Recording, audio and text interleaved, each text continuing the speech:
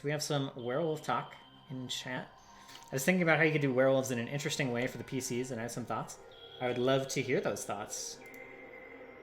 This is so loud for me. All right, I need to... We'll pause that one. I'm popping away for 5, so I should have said that when I returned. Okay, we'll skip over that for a moment. How regionally is lycanthrope? Let's look at this. So the dude that they ran into down here originally came from like up here-ish. So he's spread out, but he's got a very specific thing he's trying to do. A reason that he came kind of like to the opposite side here. In like, I think their druid buddy they're probably from like a specific village somewhere, probably in like these woods. I haven't determined yet where, but somewhere either in here or maybe in here, possibly up here. Not sure. And then the kind of middle group, the folks who think that they should like kind of give themselves to the curse a little more. I don't know where they're from, but they're probably more spread out because they're less responsible. They probably intend to spread the curse a bit. So I don't think they have like villages that they hang out in, or anything like that. Let's see, where is...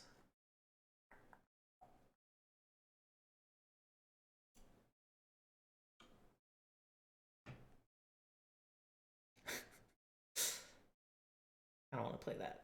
It's like a cool Mandalorian remix that this artist put out recently.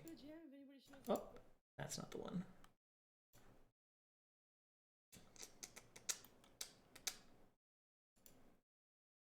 You love this hex map? I do too. I'm so fond of this hex map. This was made by... I mean, it was made by me, but it was made with... Let's turn this up. There we go. Let me know if this is too quiet or too loud or what have you. Looks like it might be a little too quiet. So I made this... Name a god hex?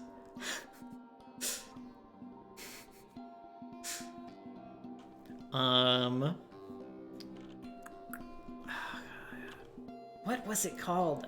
It's Wonder Draft? Is that it? Yeah, it was made with Wonder Draft. I'll probably have a session soon. Where I go in and I update some stuff.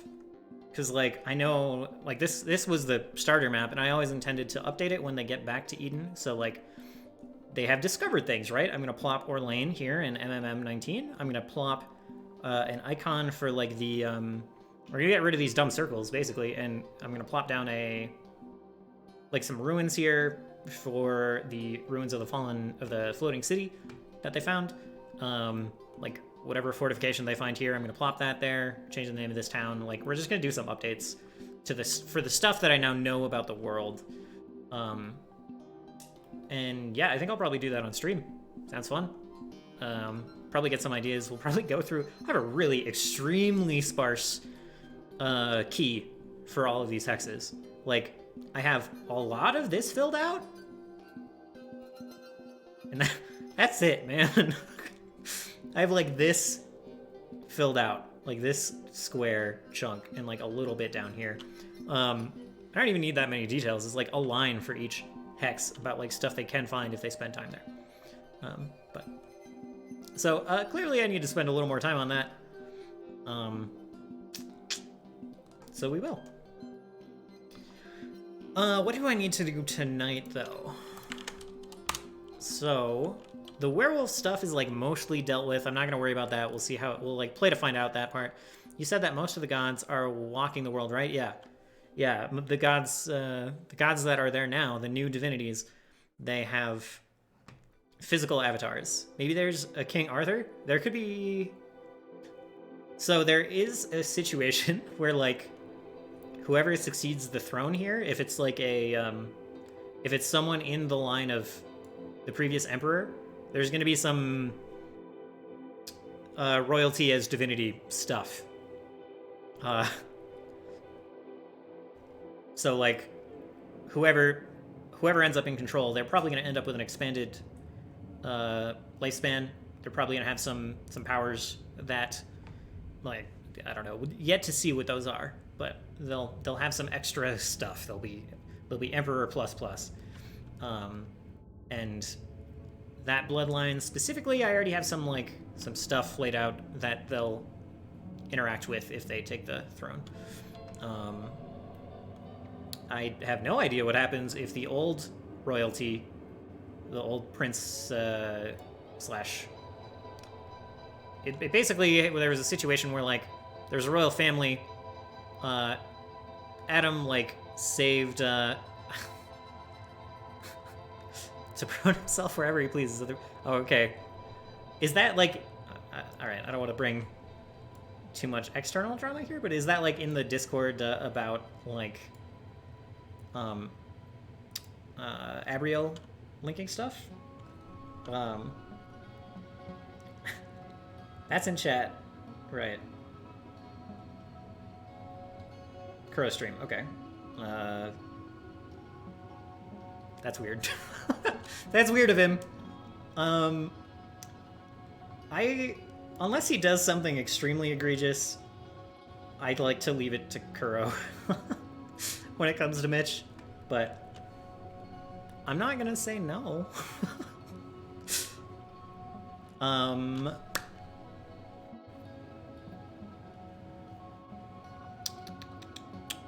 Yeah, what I was saying.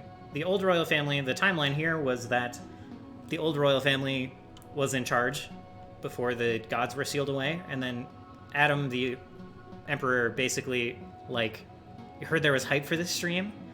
I feel like there's some perhaps artificial hype being rolled up by Cam, but I suppose there's hype around. I appreciate the hype.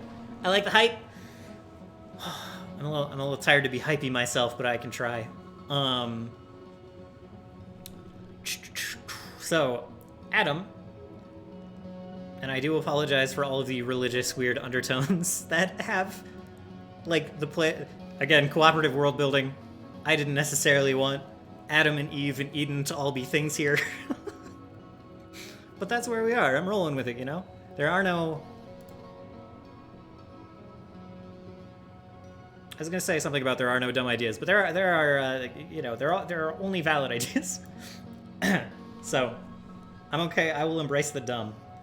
Thank you for the sub. Thank you for the gift sub. I appreciate it. There's an Eden? Yeah, that's the name of the city. The primary city was renamed to Eden after Adam saved it.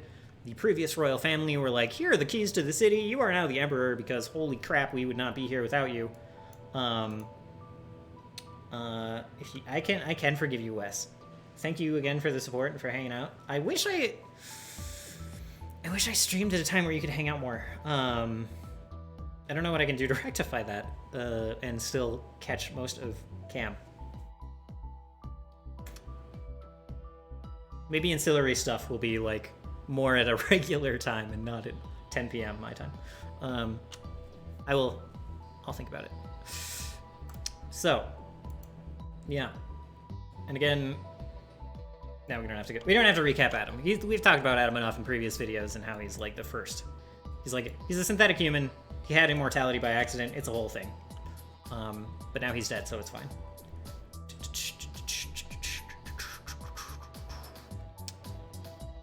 What even led us here? Right. Royalty is divinity, stuff like that. Yeah. I'm okay for Mitch, by the way. It's a good pun. I approve of the pun. And, yeah.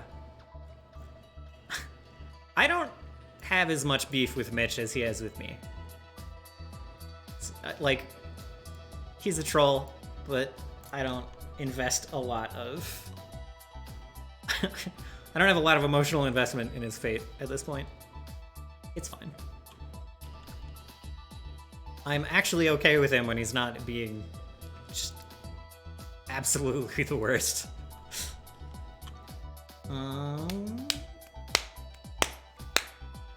Okay. Alright, so for next session, specifically what needs to be figured out, there's not a lot that needs to be done, I guess. Oh, well, you know what? So I need to, there's a fort somewhere here. I mean, if there is one, it's probably up here, right? Maybe? This is something I've been grappling with. So their entire thing, their mission over here is kind of twofold. Like, they're looking for these cartographer people who've been mapping out the fjords from somewhere else. And, spoiler alert, not even spoiler alert, even the party knows this. The players know this, the party doesn't. But they're from the island nations, kind of the west. I think I showed the big map at one point, but they're off to the west. They're gonna like fly in here, and they're gonna kind of try to box in Eden's port city of Castel, and it's gonna be a whole thing. And this is like the run up to that, and we're just gonna get it in the game because the players know it's coming anyway. I think I have to like turn myself down. It feels like I keep clipping into the red, and yeah, whatever, it's fine. So there's some fortifications either here or up here, and like where makes the most sense? Because like I feel like it's got to be here, kind of, you know. I have some werewolf ideas. Yeah, let's talk about it. Let's talk about that. We can while I'm going over this, you lay out your ideas, and we'll roll back to that, and then like this is already a really meandering stream. I don't care if like the lines of thought get thrown in different directions. So let me know. Like, I kind of thought I wanted it to be here, where the fortifications are, with, like, some trebuchets, just, like, keep ships out. But, like, you kind of need two to block them from getting in, and, like, this is kind of the furthest beachhead, and, like, this is too wide to guard with a single fort, and it's gotta be here. Like, this is a supernatural choke point.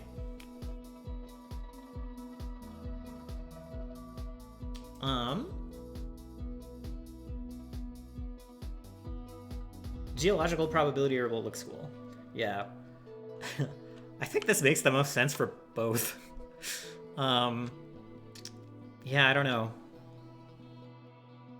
Think about that. I think if I just like moved these circles a little bit, the party wouldn't even notice.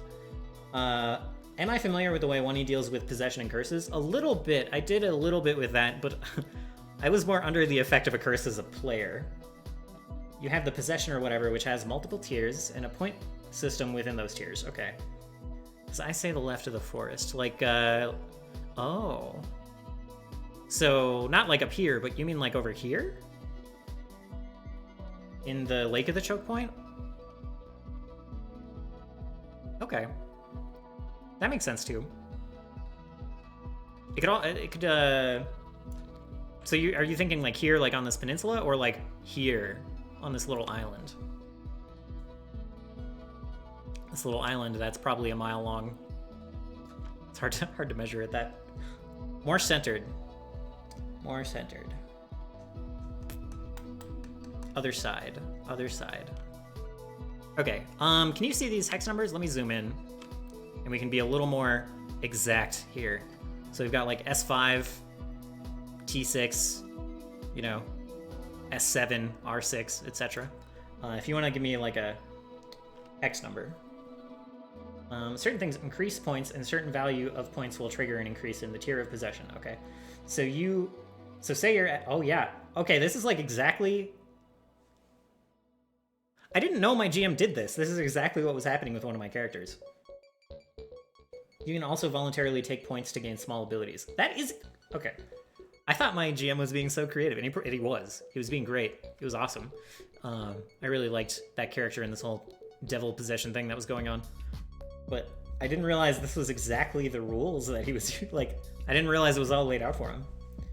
So you might be able to take a point to reroll a saving throw. Okay, he was giving me slightly more power than that, I guess. That does make sense. Yeah, okay. Okay.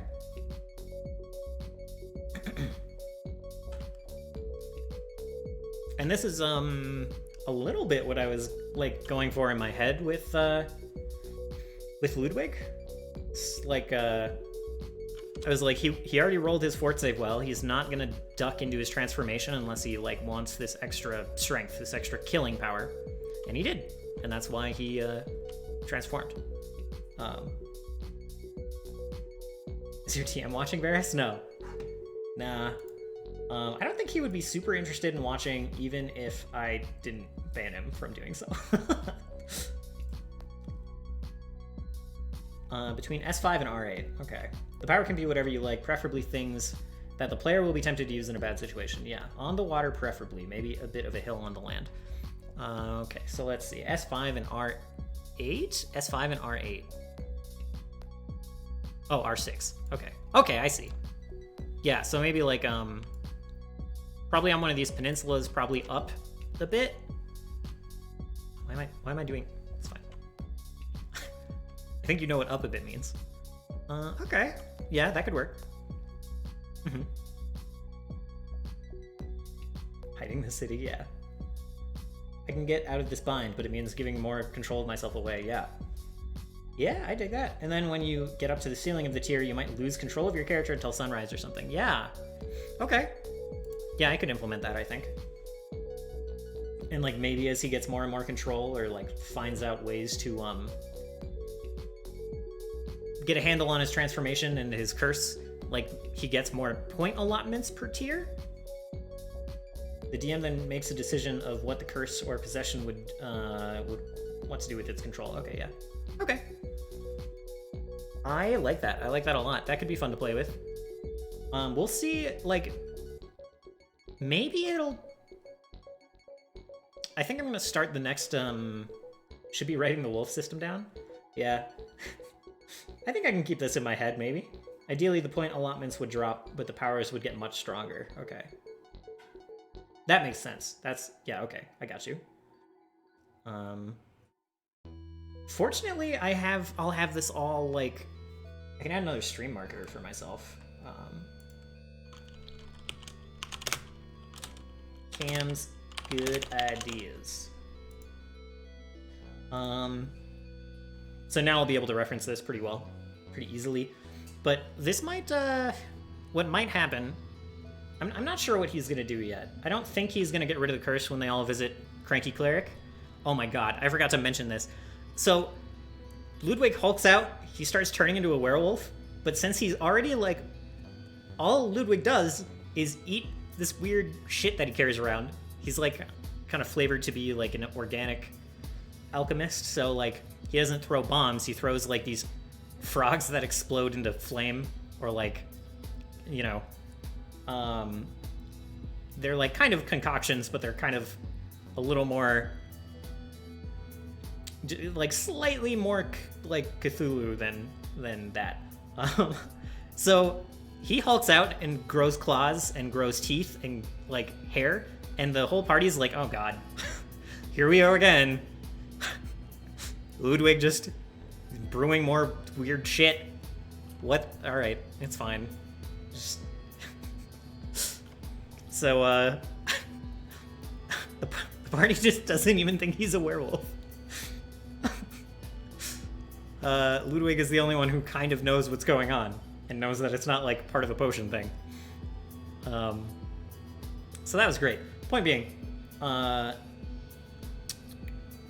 so they all might, they're gonna visit this cleric. They're definitely gonna cure all the townspeople. They're probably gonna cure Eve and Sonus. But I'm not sure yet what Ludwig's gonna do, right? I don't know if he's gonna hold on to it or if he's like, whatever, I have an out, I'm just gonna take the out. So we'll see. I can just ask him. I'll probably do that before our next stream. Just be like, hey, just so I know, do you think you're going to cure yourself when you have the option? Do you know yet?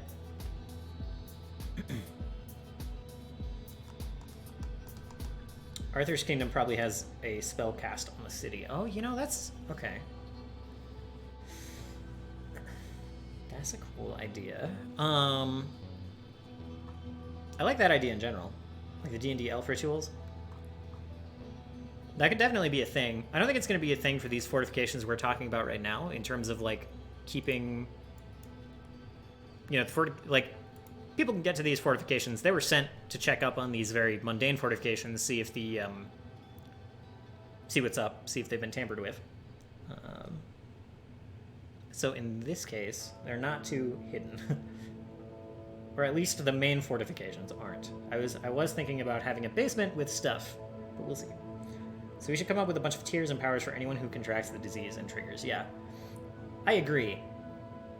I don't think I'm gonna put too...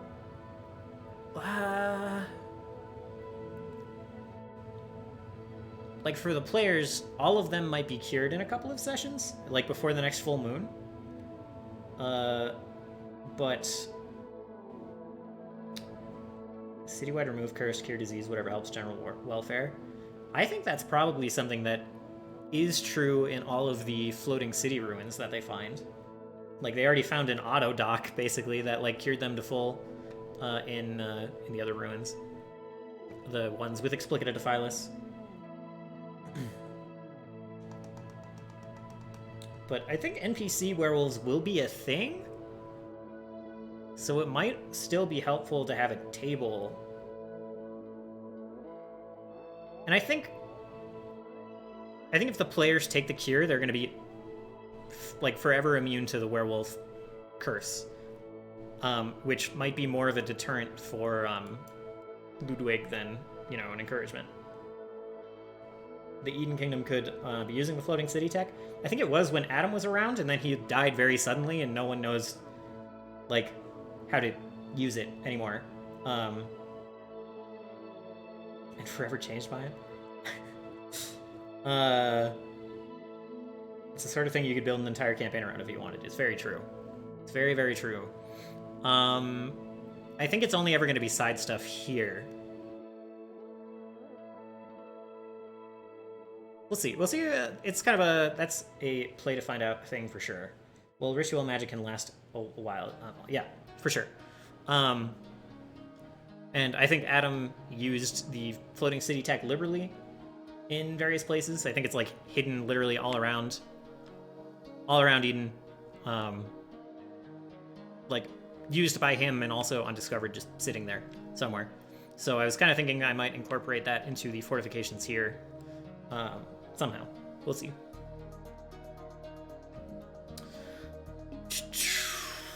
So, okay, first things first. Like, we've been talking about all this stuff.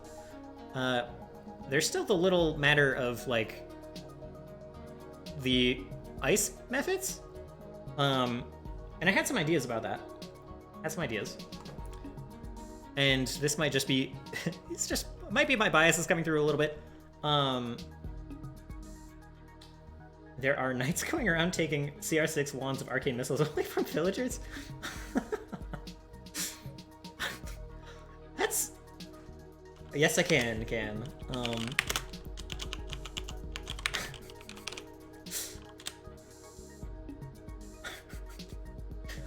I like the idea that, yeah, they're just random villagers with, like... You should be a mod, Cam. Like, for real. Can I do that via commands? If you want it, you can be a mod here. I don't know. I'll put that offer out there. That's the tables. Oh, thank you. Thank you. I will save that. Pathfinder, lycanthropy. Cool.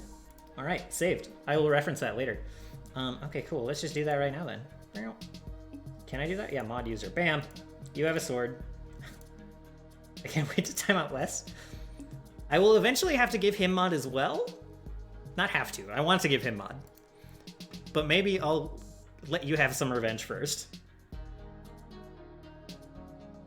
I also can make people, I can make people VIPs. I'll play with that in Nightbot a little bit. Where's my power then? Yeah, I'm gonna make you a VIP so you can link whatever you want to. I'm not gonna do it right now. But maybe on break later or after the fact. But I need to spread out some VIP stuff. Yeah, I don't really need that many mods. So excited for next stream already. I'm glad. I'm excited for next stream already.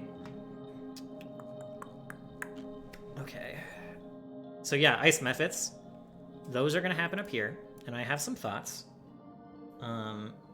pretty local. Yeah, locally wholesome. I I can't type either. It's fine. My entire job is typing, and I still make like a million typos a day. Um, it's more like I'm pretty quick on the bands and stuff. It's like if I want someone to make commands or something for Nightbot or whatever while I'm doing stuff. It's like a convenience thing. So, what corruption did your character have in the game you were discussing? Yeah, that was all right. So, he was a cleric of the storm. He worshipped a god. He worshipped Leviathan. It was like the gods were like Leviathan. There was like Tiamat. It was very beastly gods. And yeah, he was kind of an interesting character. It turned out he had like this cursed bloodline. He had a brother who ended up working for a devil, and it turns out they both have this like kind of they've got a touch of infernal in them. And yeah, he was so great to play. He is my favorite character. Corruption could lead to Oracle. It might have. I was thinking about turning him to an Oracle at one point. And yeah, so there was like this devil connection, and like when he first met up with his brother, it kind of like woke up. His brother did something. His brother, this bard, did something that like awakened the curse in him, and so like he was able to super amplify a lot of his destructive storm powers. You don't have to permit yourself if you're a mod. You can just link shit. I think. Maybe I'm just secretly trying to get you banned. Maybe. It's possible. Let me grab this. So like you know, basically my lightning bolts and my other stuff like that could be amplified by like by succumbing to the curse. And it led to a really cool part where like there was kind of a narrative that built up. First of all, this cleric ended up taking a really kind of xenophobic towards devils stance, I guess. He took a lot of like stuff about channeling energy to harm evil outsiders, and got to use it a lot because it turned into a very devil-themed campaign. It was cool the way that GM, current player of Eve, like took mechanical choices we made and was like, all right, this is just what the campaign's going to be about. This is obviously what you guys are interested in. So my character like had a lot of these like I'm going to just delete outsiders feats and abilities. Ended up getting like Dimension Door and a bunch of other stuff, and he turned into a very planar cleric. But he had this curse with this devil who would be like, hey, drink some of that devil juice and we'll like, you know, you can delete more than just outsiders, dog. And this cleric almost always said no, but the GM was very good about inserting these offers in situations where his friends were in trouble. My cleric's friends were in trouble. So like those are the times when he succumbed. He was like, all right, we're in a pinch. I gotta drink some of that devil juice. I gotta do it. Time to zap. And so that was like really cool, and it always led into like it would lead into situations where like my character would get pulled away and not be able to like pray to his god for a while, or like he would only be able to pray while he was holding this particular artifact. This is a lot to condense into a brief explanation because we played this campaign for like more than a year. But there was a cool, like the coolest scene I think in that campaign was one where they were on top of a tower, this like devil tower that had like intruded into the world from like another plane. And they got to the top. There was a ritual that his brother was partaking in to summon this other devil, like his brother's cronies, basically. And my character was like, all right, I don't remember the devil's name that he was cursed by, but he was like, yo, we had a portal to get out. We had an easy out. and the devil would have like popped into the world if we just left and left him alone. And I was just like, no. My character is going to try to cast, I think it was Dispel Magic or something, to like counter the portal, just like cut the portal out. And he was like, all right, the DC is going to be really high to do this. And I was like, all right, well, my character is going to ask for help from his devil friend. And he was like, all right, well, okay, that doubles your DC window then in this case. You don't have to get a 20, you have to get a 19 or a 20. And I was like, well, let's do it. And there was like a party member who's like, I'm gonna stay here with you, yo. Like, if you're staying here to face this, then so am I. And my character was like, that's really dumb, but we don't have time to argue about this. Dispel Magic. And rolled that 19 and like prevented this devil from like manifesting himself in this world, like prevented this intrusion with the help of his devil. You know, like a rival devil basically. And so that happened, but like the consequence was this devil like took control of my cleric immediately after that, and like just lightning bolted his party member friend a couple of times, and like I couldn't do anything about it, right? He was just like zap, zap, and the other character was like, "What are you doing? Why are you doing this? What's going on?" Zap. Just like not saying anything, and I finally like rolled high enough will save to get out of that hold, and yeah, it was a very cool, very dramatic scene. It was great. All of it was great on so many parts. It was like extremely high to oh fuck, I'm gonna kill my friend. Yeah, so that was a great campaign. That was a great character, and I miss it a lot. That was very fun. So let's look at this Hellbound thing a little bit. Correction, yeah. Stage 1, yeah. Either willingly or because you failed your save. Your alignment shifts one step towards lawful evil, toward evil first if you aren't evil yet. Any attempt to raise you from the dead? Huh, okay. The second time you perform such an act, your alignment shifts to lawful evil. Okay. This is probably what happened. And, like, I had to work to, like, get my alignment back up.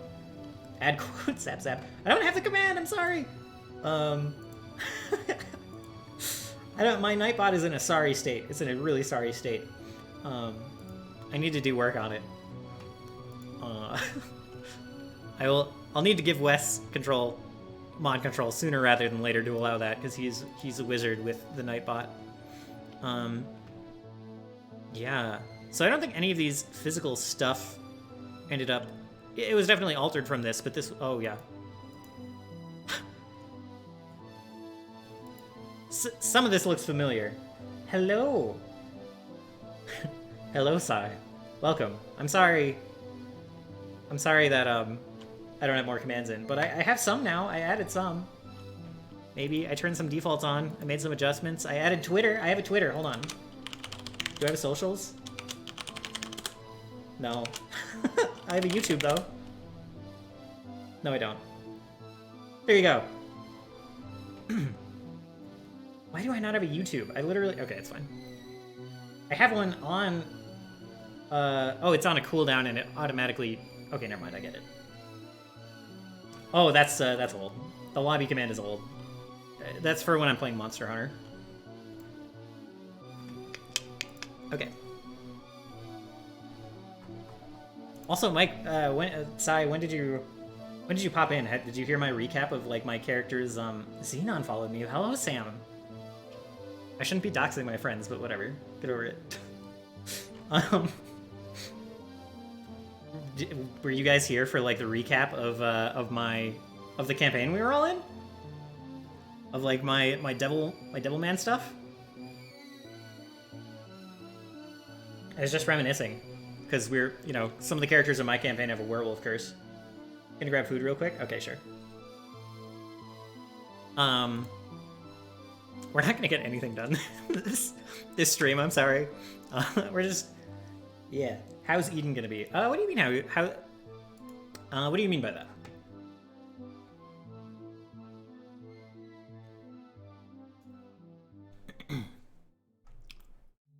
Can you give me more details on that question?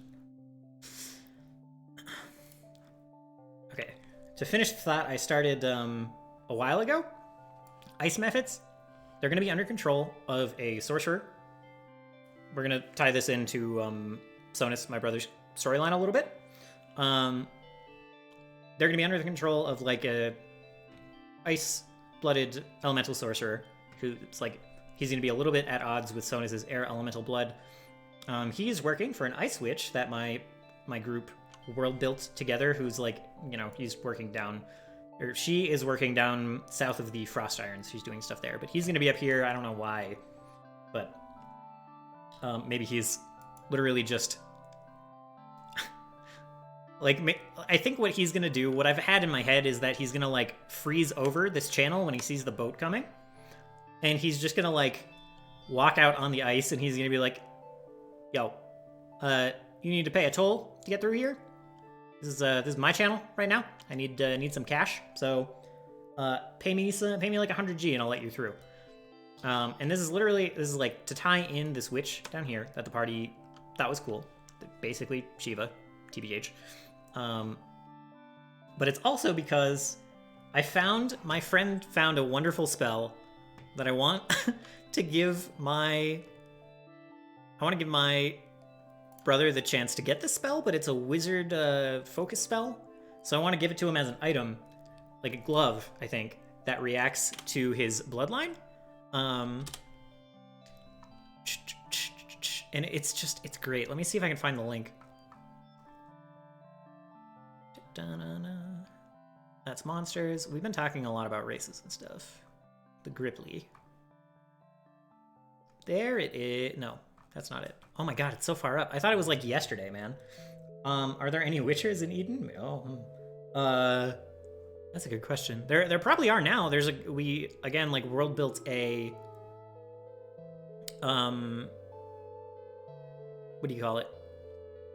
We world built a guy whose like entire claim to fame is that he goes and he like kills a god. Focus, man, focus. Yeah, I'm sorry. I'll try. Cam,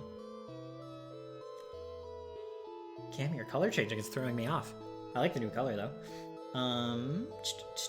Focus spell is. Oh my god, Cam, freaking out. Let's see. Particle Lord. No, Jesus, where was it? It's all right. So the spell is like, you just yeet something up to 500 feet, and it deals like weapon damage plus int instead of weapon damage plus strength. You like make a regular weapon attack roll, and you just chuck your weapon, and it's like perfect for my brother's like super meme character. Where? Thursday? We talk so much. Moto Man. I mean, I'm glad. I like it. Wow. All right, I give up. I give up finding it here. Jump to present. We're just gonna look in my D&D chat because we posted it to the group. Edis Magicus. Yeah, I think that's what it's called.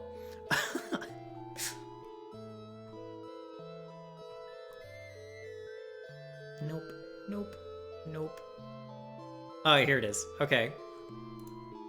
Oops, that's not what I meant to do, but that's fine. Here it is. It's called Hand of the Apprentice. Welcome back. Welcome back, Sai. So yeah, Hand of the Apprentice. You hurl a held melee weapon with which you are trained at a target, making a spell attack roll. On a success, you deal the weapon's damage as if you had hit with a melee strike. So it adds striking and all other things, but adding your spellcasting ability modifier to the damage rather than your strength modifier. On a critical success, you deal double damage and you add the weapon's critical specialization effect. Regardless of the outcome, the weapon flies back to you and returns to your hand. And it's like, it's literally, it's one action. You just do this like a regular attack. It's amazing. I love it so much. And I saw this and it was like, I need to give this to my brother. He needs to have this. It's perfect for his character with his like mega anime sword.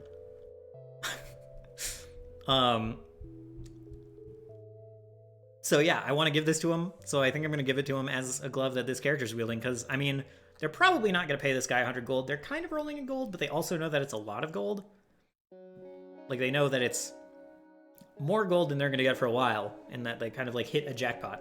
So Yeah, limited uses per day, right. I think I'm going to make it a staff. I mean, it's a glove, but it's going to be a staff, you know? So, like, you get 1 use per day by default, and you can also pour other... there's a reason melee weapons are a touch stronger than ranged, yeah. I think maybe I'll just make it a wand and not a staff, because a staff could be strong. Like, he could literally just... if he pours all of his 2nd level spell slots into it, he could get, like, 6, 7.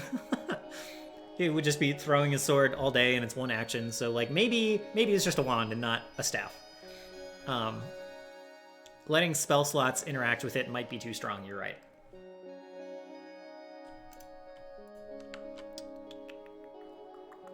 Or maybe since it's a focus spell, maybe if I, like, upped the level to 2 and it's like a 2nd level, it takes as many charges as a 2nd level spell. That might work. 1 extra dice instead. Ooh. That would allow some ridiculous nuking. You could just have it regain 1 charge per day to a maximum of 3 or something. That's not bad. That's not bad. And let's just go back. Let's just hide 500 feet.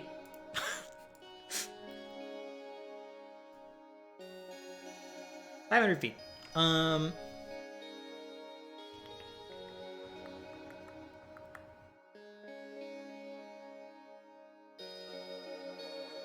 dice for 2 level 2 slots. I don't want him... 500 feet is excessive. It's amazing. It's great, and it's perfect for this, like, wind sorcerer. I love it so much.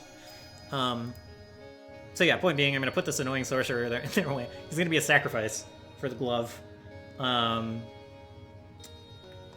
don't think it needs to get stronger, man. Like, it's already going to be... Like, if he gets striking on his weapon, which he absolutely will when he gets back to Eden, it's already going to be rolling 2d12 instead of 1. He's going to put his... Well, whatever. Like, it's already going to be really strong. So, like, making it nuke harder in a single action is not... I'm really scared of doing that. Maybe we'll start... It'll just be a wand, and we'll give it the potential for later enhancements if he wants.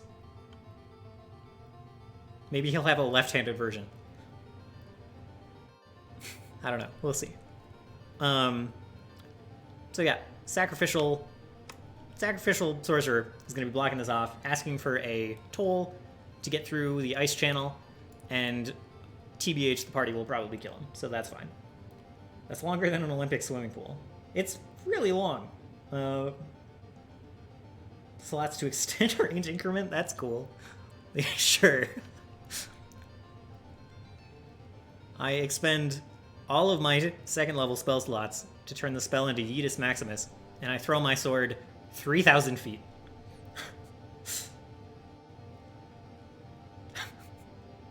He would do it, is the thing. Okay. Alright, we gotta go back up.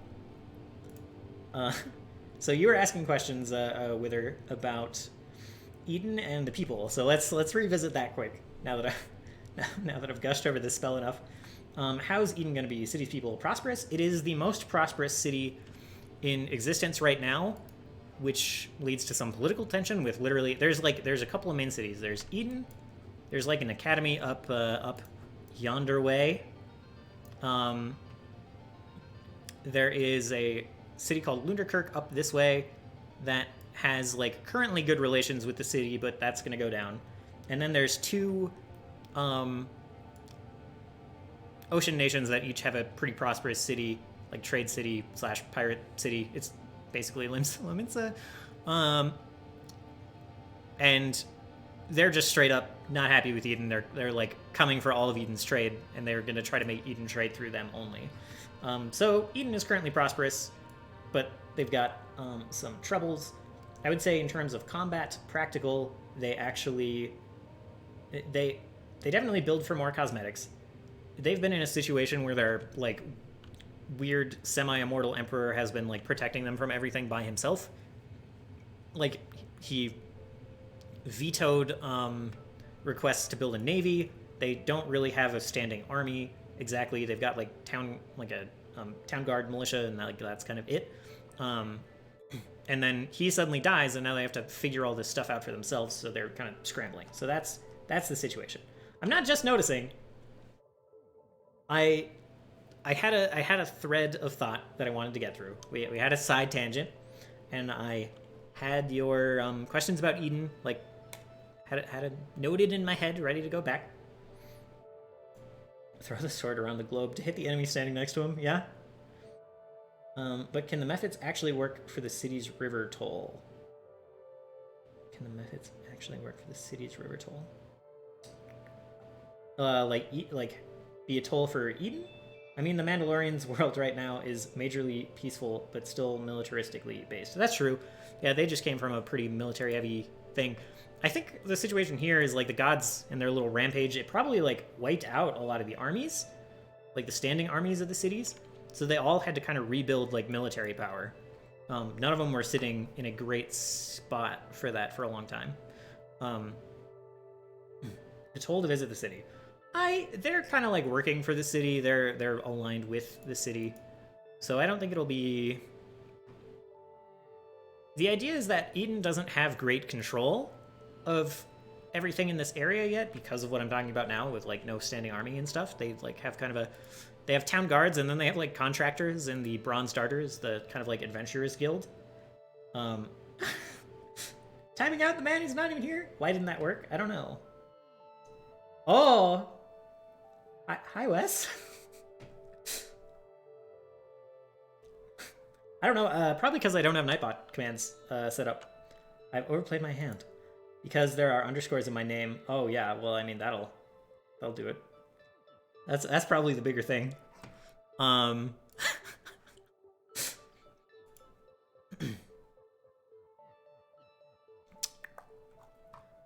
yeah, I think it's kind of a situation. You say poor Mephits, I think, or rip Mephits. I think it's kind of a situation where when the Mephits die, they're like banished back to their own plane. They like can't hold their manifestation in this world, and that's more of the situation. It's not like you'll get it when... Good night, Wes.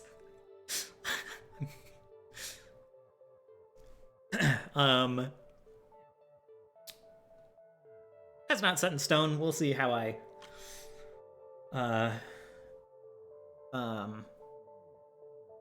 flavor it at the moment, how I want to flavor it, but I kind of feel like that's the situation where they like get banished back to their plane. They don't necessarily die, but it's like a long ride back to the city.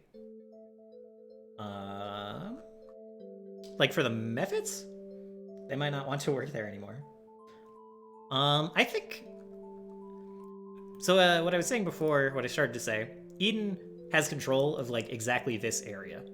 Like that is what Eden has locked down, and everything else is like, we'll send soldiers and bronze darters when we can, but like it's kind of up to the town's own militias to take care of themselves, and like who they hire as soldiers and such. So like this is outside of Eden's reach. I think there's a lot of situations where there's like protection money being paid to bandits, or you know, there's like like mercenary companies being paid as peacekeeping forces and probably kind of like overstepping their bounds, stuff like that. So there's a lot of profiteering happening. I thought Eden was going to be in that tiny area you pointed out. Oh yeah, no. Eden is Eden's over yonder. Eden's kind of in the middle of this big area, where there's a slightly more defensible position near these mountains, and like there's quite a bit of farmland and greenery over here. Nice river flowing through.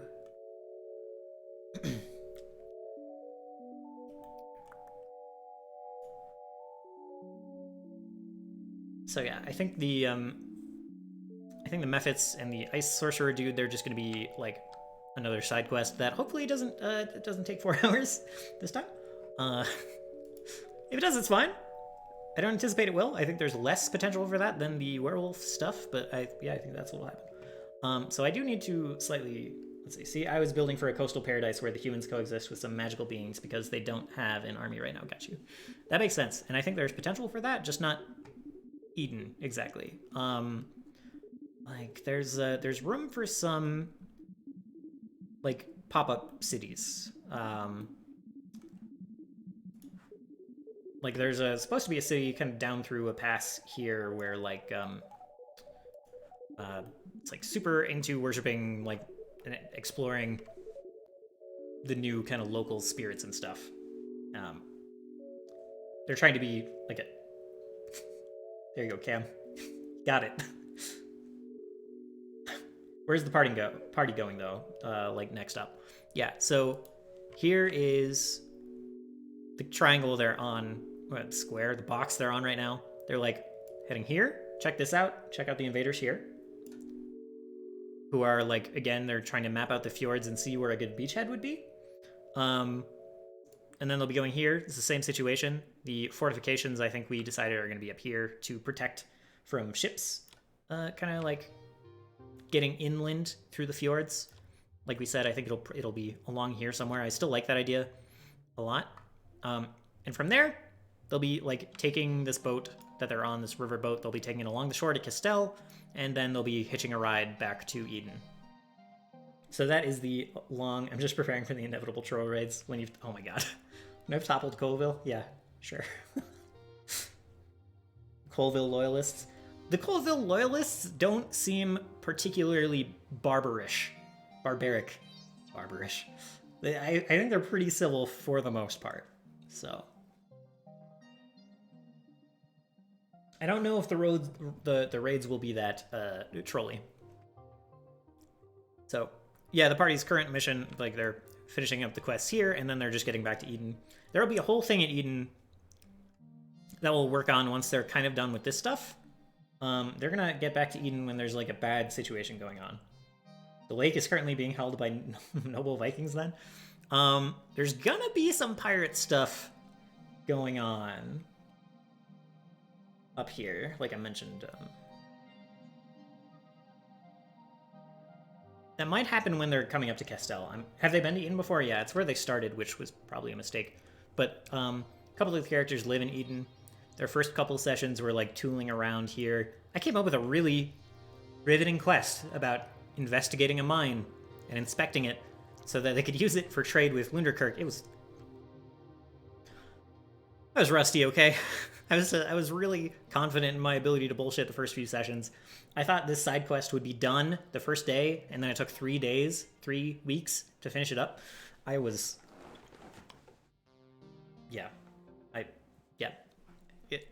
The campaign started with a bit of a, not a stumble, but it was like they were shuffling.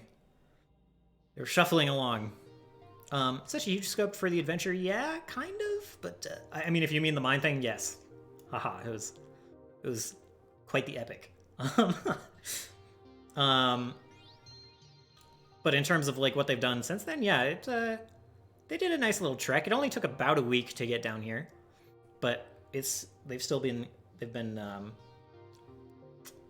going on a bit of a romp, boxing most of the territory now. So I do think that's cool. I was kind of worried that they would like only ever chill out near the city, but then they took the job down in Orlane and also the job all the way up here, and I was like, okay, we're going globetrotting a little bit. Globetrotting, it's a couple 100 miles, but whatever.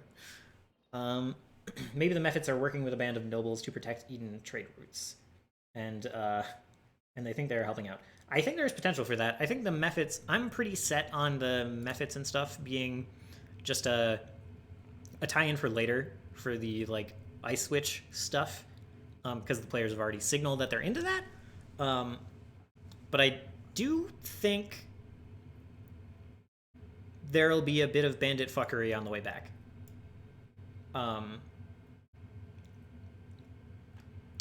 That's kind of what I have slotted for this cart ride.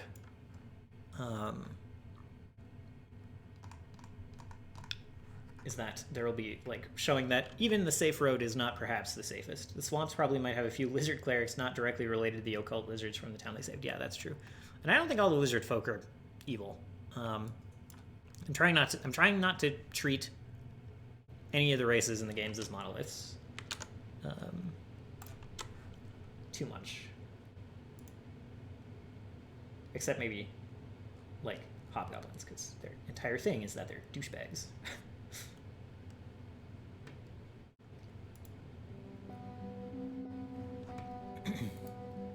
Except that, yeah, the filthy humans, that's right. Yeah, they're all backstabbing, quick to act, rash, politicized, some suches.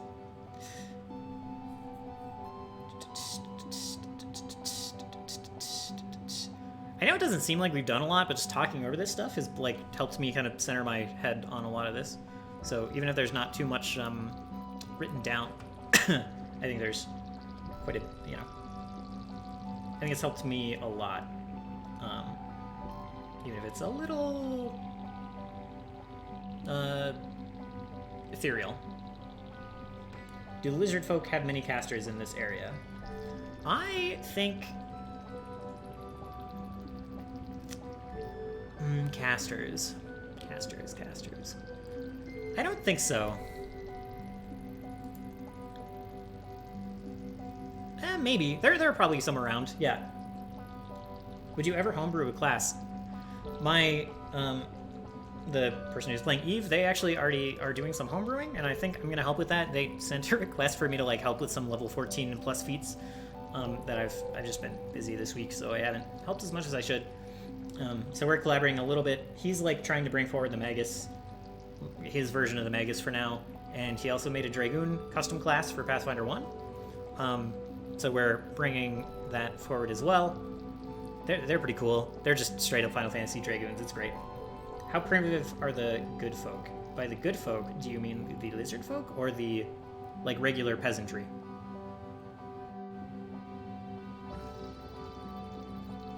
We'll now call lizard folk good folk. Okay. Let's see. How primitive? They're not. I would say they're. I would say they're not compared to.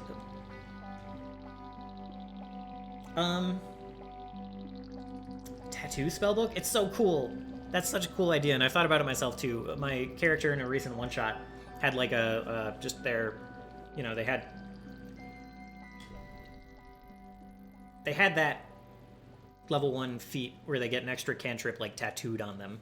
So anytime they cast like the arcing electric arc, it like lit up their ungloved tattooed left hand. So I don't think the lizard folk are particularly more primitive than anyone else right now. The kind of situation in the world is that there's like some magic, not like a ton. It was supposed to be like magic has kind of a cost, so I'm trying to keep general spellcasting down. And like a lot of the high fantasy stuff comes from like the technology from the floating city and like other stuff like that. Like there were synthetic like magic automatons basically that were walking around, and a lot of them got like fried by some kind of feedback. If anyone plays Stars Without Number, it was like the Scream for magic robots. So a lot of the automatons were like fried when the gods were sealed away. And so without those, I think, without like kind of the magical technology that got fried then, everyone's a little bit more primitive than they were. And also, no one's, I would say the people of Eden probably have like better building practices than the lizard folk. The lizard folk are probably more isolated by default.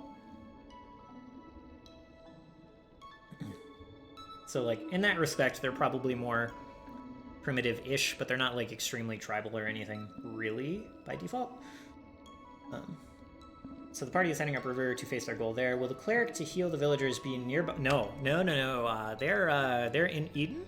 So the situation is, the currently proposed situation is that werewolf dude takes the villagers, and they're not all villagers, by the way. Some of them are NPCs that they ran into on the way down here. There's like a knight and another druid.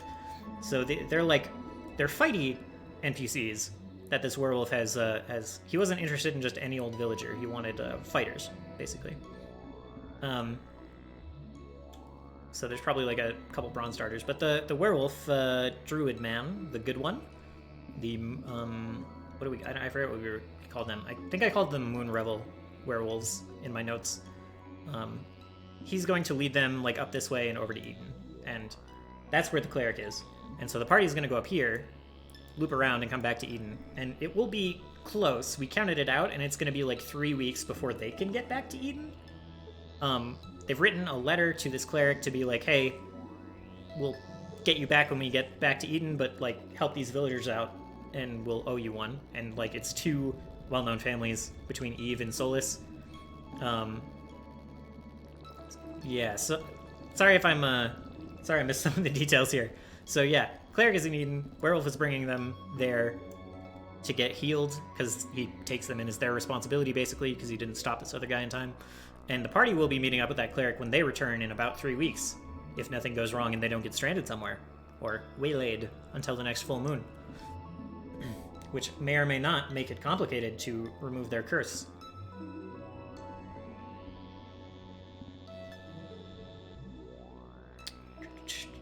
So there are wolves in Eden. There's not... So I think yes. I think there's probably a werewolf in Eden that was like the ringleader for the were-rats that initially bit Ludwig. But he's like they're of the less good but not devil werewolf clan. They're like in the middle. But it's this cleric of Denala that they're going to get healing. Specifically. So like they're not going there because there's werewolves there, they're going there because the helpful grumpy cleric is there. But unrelated, there happens to be a were creature running things. I actually I think I was gonna make him a bear. But yeah. It might be a rat king. I was thinking about that too, like maybe make it a were rat like leader of some kind in like the sewers. Just go the super trope route. And you know, party's got to delve into the sewers, and I'll be able to redeem myself a little bit because I once upon a time had a really boring, not boring, but like a confusing session relating to some sewers because I was trying to theater of the mind some stuff that just didn't work very well. I was trying to describe machinery. There was a the city that I had, it was like a big trade city, and they had a whole thing where like they could knock out some walls in this aqueduct that they have, and like water would flood in, and it would like be enough water to activate these levers. It would be enough weight to push down on these levers that would like drop the aqueduct, and then like raise some walls on the outside, if that makes sense. Apparently it didn't make sense to them, so I don't know why it would make sense here, but I was describing the machinery under that. And the players were just like, what's this shit with levers? I don't understand. Yeah, like pressure plates that are activated by ocean water going through the aqueduct to pop up walls on the outside. I thought it was super cool. But describing how the machinery works underneath and how it looks, and then trying to draw it, I just confused the fuck out of my players. I said like probably 7 times that it was a side view of like a lever like going down, and there's like a wall here, and there's like a, you know, and there was like a hole up at the top of the lever that had been like torn away that some like baddie NPCs were in. It was like, it's a side view, just so you know. This is a side, this is like a cross section, side view, and at the end of it, all 3 of my players were like, wait, what? This is a side view? And I was like, God, yes. So, point being, hopefully Sewer 2.0 is slightly more fun and less confusing. That was a mess. It was terrible. I've got a thing happening in an AP I'm DMing currently, and I can't wait for it to pay off, and you should absolutely steal the idea. That sounds great. Is this an AP that Velvet is playing in that you can't describe to me here? Because if so, then go ahead and like send it in Discord and we'll chat offline. I don't have the theater of the mind to instantly understand your sewer mechanics. Yeah. It was a bad time. That sort of thing is probably better to explain the result of. Let the players think it's magic and explain after the session ends that that it's a real thing. It is, but she knows already. Okay, gotcha. I can't help but spoil some stuff to my players. Like, it's none of the heavy, cool stuff. None of like the end of adventure payoff stuff. It's literally like, yo, in case you don't guys get to, there's a really important room in this dungeon, and in case you guys don't get there next session, there's some zombies here. There's some zombie plumbers who are just manually bailing water out of these caves, and they're precious. Look and appreciate these guys. And that's the kind of thing I spoil my players on. So, yeah. There's this treasure that the party found, a really ornate helmet. Okay. I see.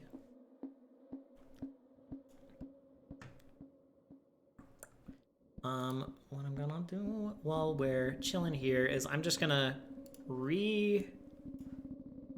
I'm gonna reconfigure this boat situation. First of all, I'm just gonna make this a token layer thing. The helmet gives off an aura, but can't be identified as a magical item. That's cool. That's cool. I like things like that, although grants an aura of protection. Okay. I struggle with when I should. I feel like I would use it too much to be like, this is definitely a special item, but you can't tell that it's magical. I feel like I would use it as a cop-out too much.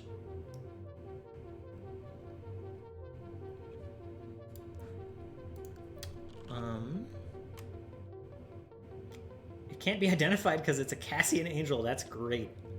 That's great.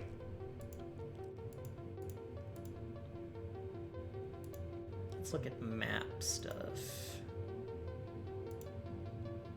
Why are these in map tiles? Is that only for the search? Hold on, let me try this. Okay, yeah, cool. That works. I don't want my uploads. I want... Dang it.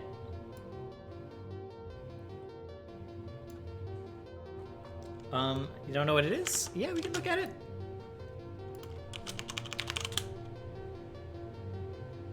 Oh, okay. Cam's already describing it. It's a living creature that came from another plane to investigate something, and it's staying quiet to scope out the PCs. That's cool. Oh. Did I spell it wrong? I've looked at what you're talking about. I've thought about using it, not the same way, but a way. I've thought about using them. Velvet knows because her character tried to intimidate it when he couldn't identify it, and it's about to reveal itself. That's cool. That's all very cool. Premium assets, that's what I'm looking for. Undead? Oh, it's still not. Okay. And I couldn't wait another week to tell her that the intimidation check was perfect. That's great. Yeah, I would not be able to as well. I'm not going to be able to find shore very easily. What I need, I want to show shore, ice, if I can.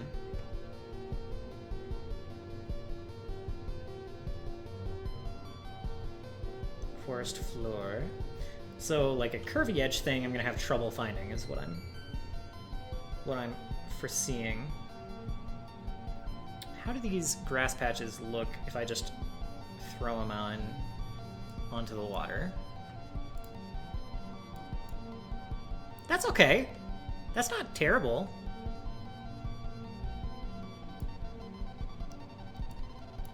That almost works.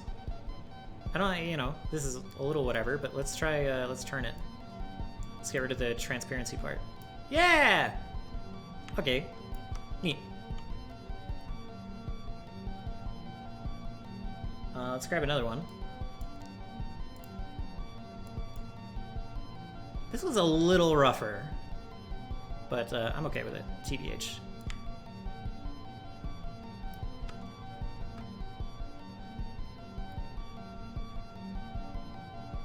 That's so good, Cam. I love. I mean, it's like a cursed. It's a neat spin on like a cursed object, right? It's like not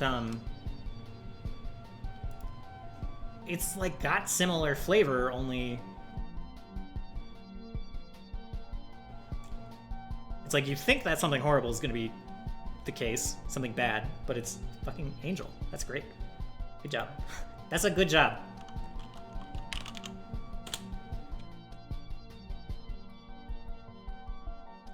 Come on, I have ice tiles. And a real surprise, yeah.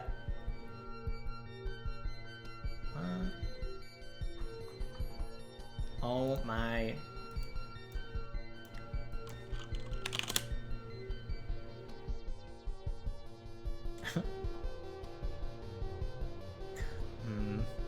I could just do a wall of ice. This is fine. We'll pull this out in case. Right? Bam. Nice pixely wall of ice. Just blam. We can move these to front, I guess.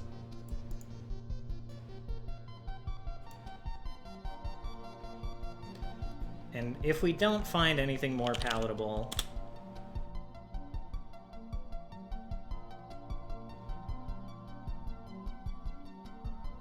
Wow, how do I not... I know I have snow and ice tiles. What the heck, man? Weather? No. Winter is what I meant to type. Winter Haven? Okay, cool. I didn't know I had that. That's neat. I have no idea where they are. Okay, let's just go to winter assets. It'd be identifiable if it was just a sentient helmet, right? But it's super weird because you get to do the whole... There's a magic aura, but you can't identify it. Oh, neat, yeah. But someone who I imagine can act like a... Got you.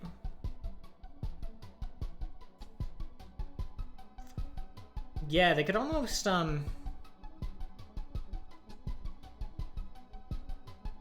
Empty tundra. This is what I was looking for, but I don't know. Well, it's not exactly what I was looking for.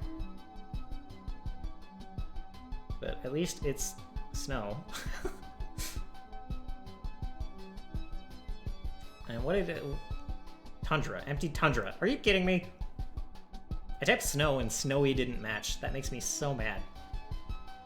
This search upsets me a little bit. Is it because there's a capital S? Hold on.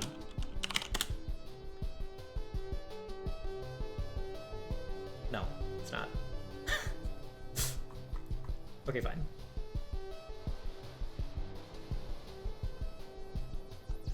Don't open it. Paizo will sue you.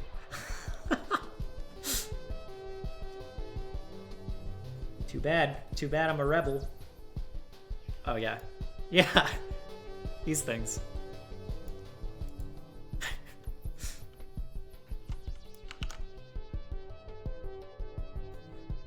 I love them. Every time I look at them, I want to use them. If anything had the ability to act like a cursed item, it would be that angel. Yeah. Well, it doesn't have to act like it's cursed, because curses are hidden anyway, kind of, right? Like, they're not obvious. You have to...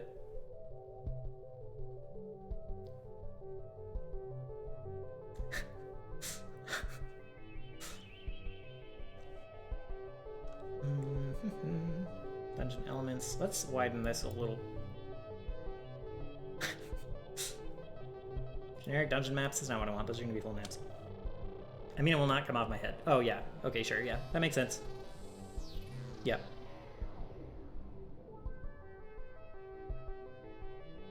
Winter snow.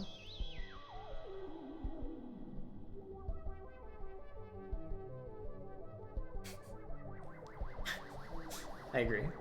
Oh, this could work. This could work. Let me see how this looks. I'm just kind of fine with the ice wall at this point. Yeah. I like the layering. I thought this would be bad and kind of dumb, but I like this. No, no, no. Actually, I want this in the front. Okay, that's cute. I'm gonna leave that like that. That's good enough. Excuse me.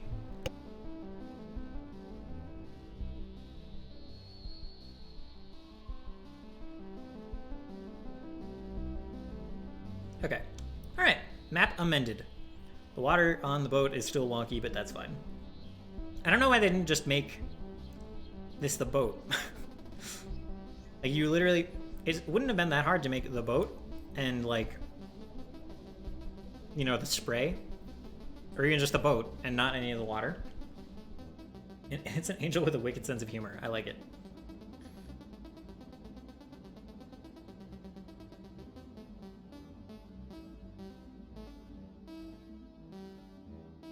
Yeah, transparent underlay, exactly. Like, it's not hard, so I don't know why it's not. Maybe there is one and I just didn't... Let's look for boat.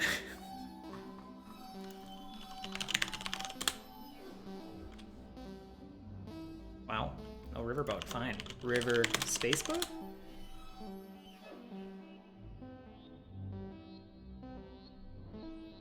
Yeah, so like here's the friggin' boat I'm using. And they have like, oh wait, hold on. Guys, did you know that there's a... Did you guys know that there's a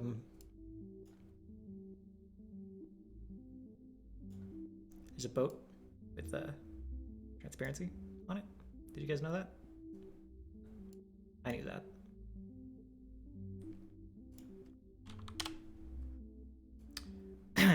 All right.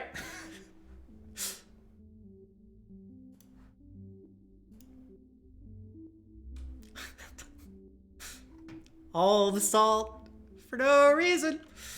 I definitely think outsider, moral, despite alignment are different. Yeah, I think that's definitely true. Like they have, it's kind of like how the different roof.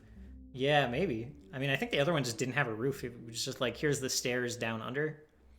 But I don't care. It's fine. They can notice. I don't care. So I've been playing a lot of Persona, and like and like I've played Shin Megami Tensei and other games like that, and the demons, like even the ones that aren't explicitly evil or whatever, they like still act very different. They act really quirky, and I think angels are probably like that in a way. Like anyone, they're almost completely separated in most worlds, right? So I think it's normal for like outsiders of any variety to just act differently and to have like different values.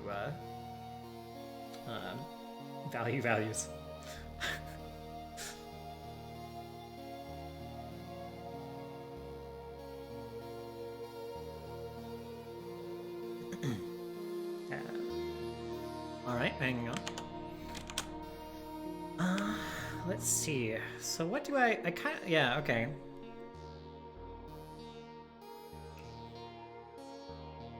The brass dragon doesn't offer gold to the hero who offered it shelter, but he will kill any pirate that would take that gold. Right. So I think I'm gonna not, like... I don't really need to set up battle maps for this, I don't think. Like, it's just gonna be mooks, like...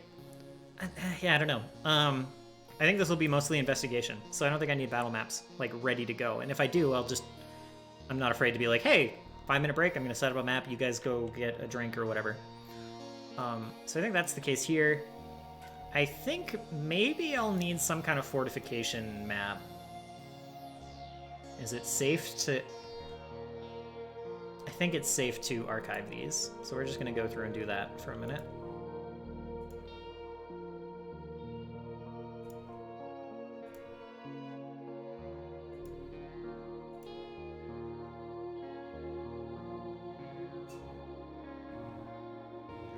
Okay, checking this out. Oh, that's long. I haven't... If Cthulhu can be summoned by humans who are so far beneath it, why can't humans be summoned by ants? The answer is they should be. Well, a bunch of ants formed a circle in my house. I certainly noticed. Try to figure out where they all come from and possibly reap destruction there. Yeah, that's fair.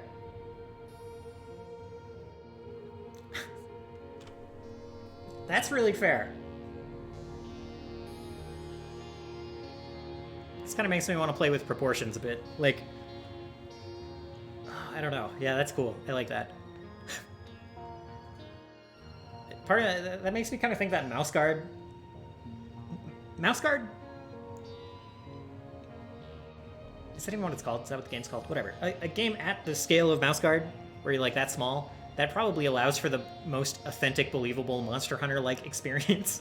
in a tabletop game, because like having just enormous behemoths, or like even like having huge behemoths that are the size of like multi-story buildings, having kaiju and such, it's like I kind of struggle with that scale, just because of how my head processes through the biology.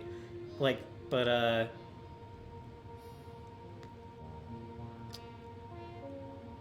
like mouse guard, that would be a that would be a scale that makes sense. Like a bull is an unbelievably huge behemoth to a mouse.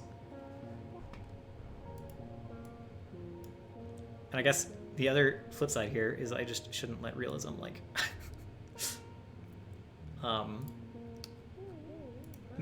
like ruin fun. I will keep Orlane up for now, just in case. And the Naga lower floor. So humans are just significant enough to summon a god, but not enough for the god to notice it's summoned. It's just enough stuff, because whatever. I like that, yeah. I will have to read through that thread not on stream, because it's enormous. But I like the ideas going on in it. I'll review that later for sure. That looks really, really entertaining. Okay. First few posts are the important, yeah. This, not quite what I'm looking for.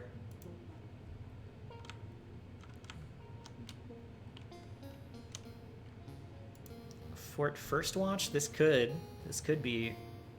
This looks like a small fortification on the river. I could do that. Good luck creating stuff, PG. Thank you.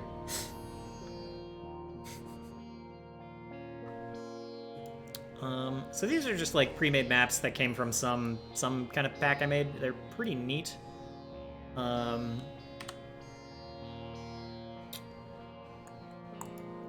And they're perfect. They're 100% perfect. I'm going to clear this while I'm here so I don't forget to do it when we start playing tomorrow. They're perfect if you're playing 5e, which I am not, because they just like come stock with stuff. They're completely pre-made. But obviously you just remove all the tokens and they're fine. But yeah. Oh yeah, idea? Play it on me. Well, I count out squares. One. Oh, that's kind of hard to see. 1, 2, 3. Okay, we're gonna guess.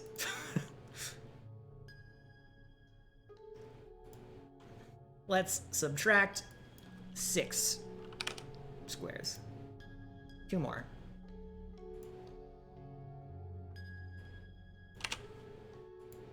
Okay.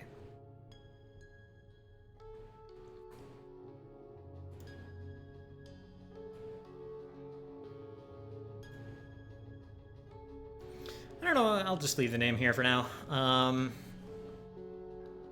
Idea, can Eden Smithy be a giant who's shrunk to a dwarf? Because he just like, I want to smith stuff, and he did it, the end. I do like that. They haven't met the smith yet, so I think I'm fine with that, really. I kind of, I like that. I like when, like, it's not just a human or just a dwarf, like, you know, having the job. I was gonna have like a hill giant or something be like an innkeep, but I like that.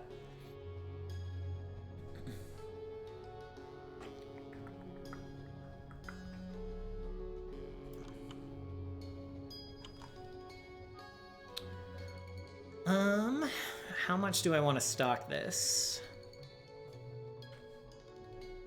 I'm wondering how much of this is just... So this is going to be, just to go through my thought process. Like, they're going to look through here first for some of those cartographers. They're going to come up here, probably for more. They're going to find some farm or something, I think, that, like, points them in the right direction. Like, say that they're going to run into some people who say, like, hey, yeah, we saw them snooping around the fortifications over here. And the party will presumably go check that out. So I'm like, the number of people in this fort, number of enemies in this fort kind of depends on, like, if anyone gets away from, like, the first spot they stop. So I think I'm just gonna, like, copy some generic tokens in here, and I'll kind of feel it out.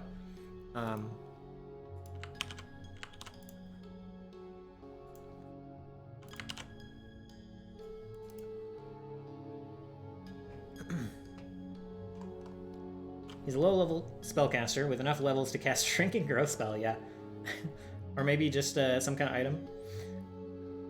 Yeah, I think you could have Shrink and Grow, that would be fine. How are elves in your world? Elves were kind of like the gods, they're like the gods' first sentient creation. The elves have a lot to do with the lore of the world. They were like the people on the floating city, like working with the gods, to like create technology and synthetic things, stuff like that. So they're kind of heavily involved in the origin of a lot of stuff in the world. Halflings are around. Halflings and dwarves and gnomes were all kind of created by the gods for like specific purposes.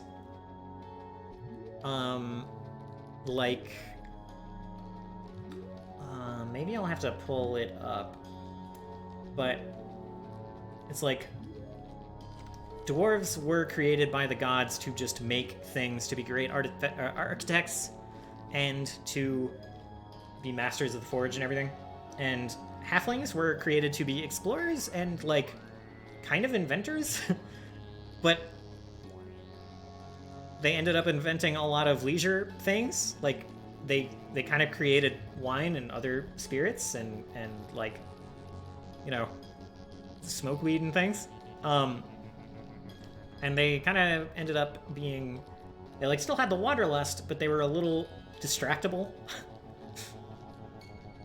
And, like, gnomes were kind of created to fulfill some of that inventing and discovery purpose, since the halflings kind of ended up ignoring some of that responsibility bestowed upon them by the gods. And a lot of that is, like, forgotten now and not important, but in current day, they're around. They're in cities, they're intermingled with elves and humans, and, they don't have a collective kingdom, no. No one really has a collective kingdom right now. Well, Drow do. Drow do somewhere else. Not on this continent.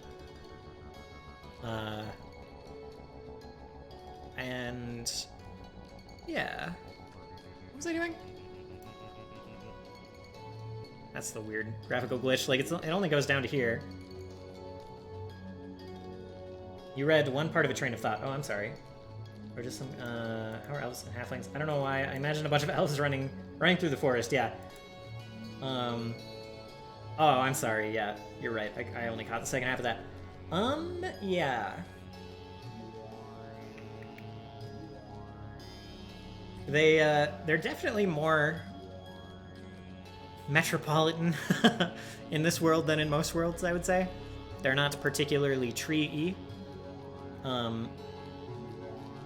They're kind of like the masters of great works in the world.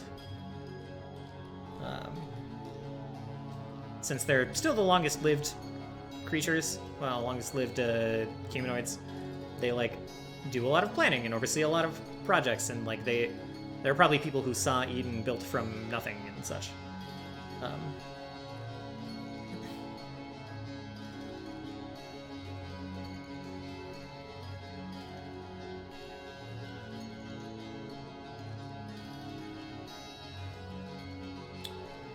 What am I doing? Okay. I cast Easy Life. That's a cantrip. Let's see. I don't know what I wanna, I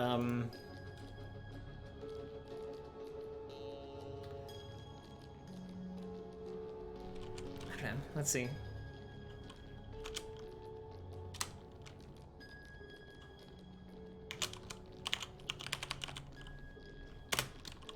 Gonna call them expedition members. This nameplate is not going to be displayed. Oh yeah, it is. Now it's not going to be displayed to the players.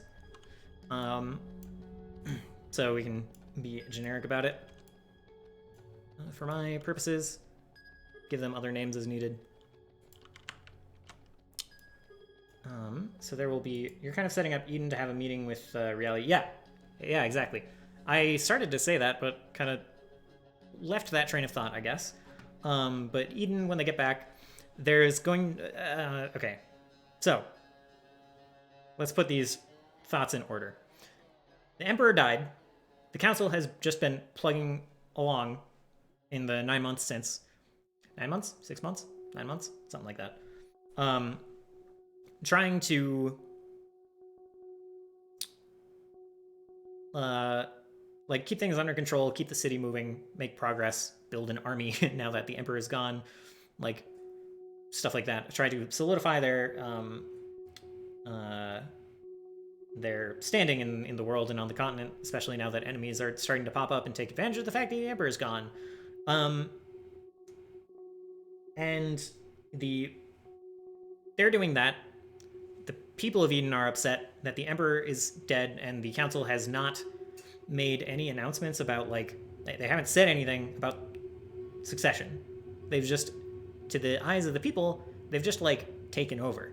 And the people are like, this is not really what we wanted. You all were, like, advisors, and now you're, like, ruling and making rules, and, like, they've kind of kicked some influential families out of the council, or, like, lowered their influence, started ignoring them, which maybe, like, you know, for some of the council members, that's probably malicious. For some of the council members, it's just like, we have a lot of shit to do. We can't, like, listen to, like, the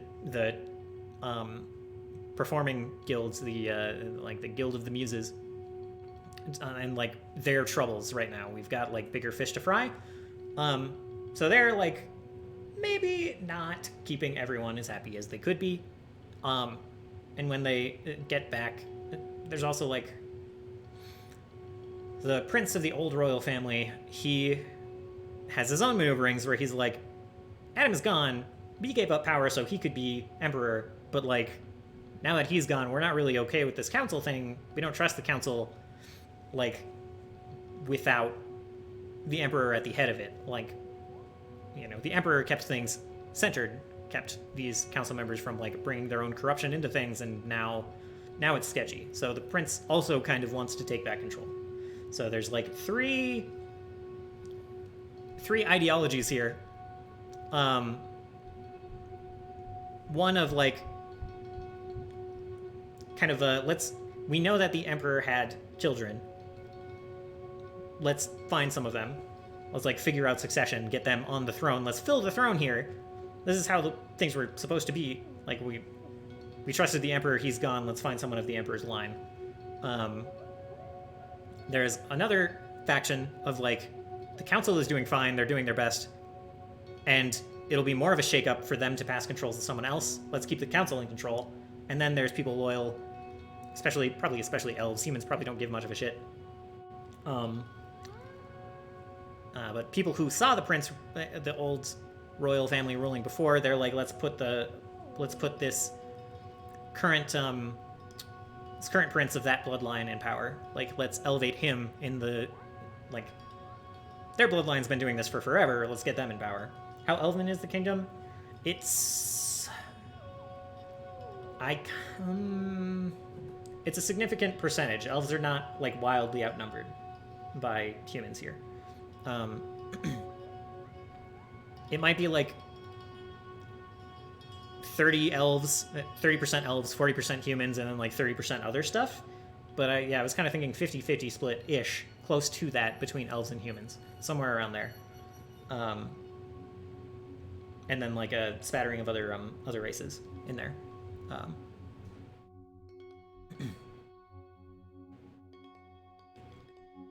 So, yeah.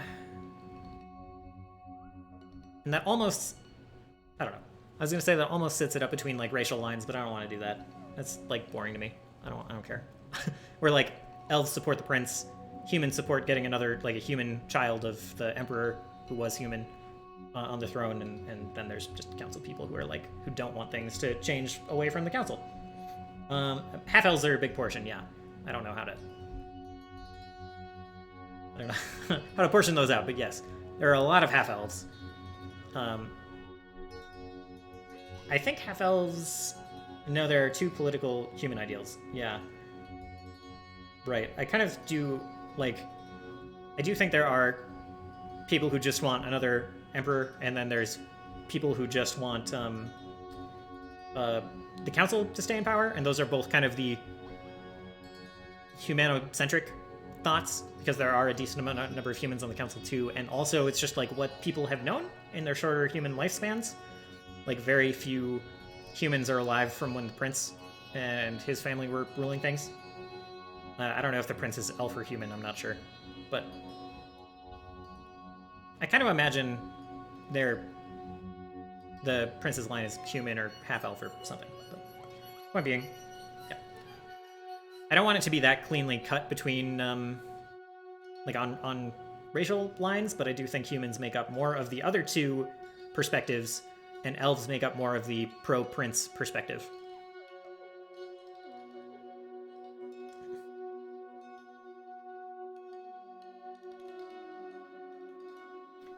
So yeah, basically, the party is going to get back to Eden, and there's going to be some protests going on, which is not the state they left the city in, but it's been nearly a month, so you know things can change fast.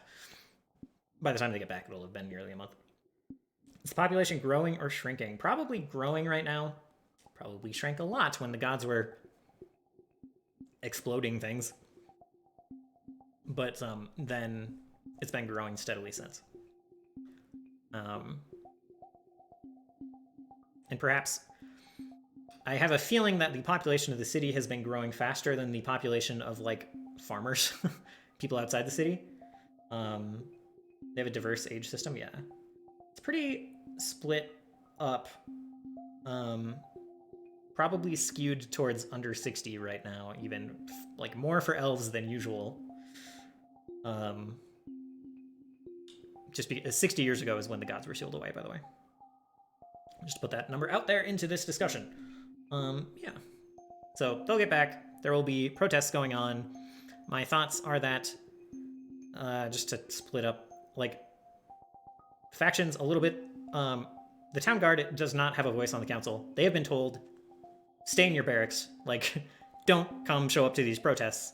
And then there's, like, the Presidia, which is, like, the council guards. They used to be the Emperor's personal guard, but they've been co-opted by the council since then.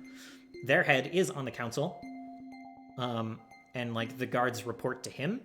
And they're a little, you know, they just do whatever that head councilman says. Like, or the head of,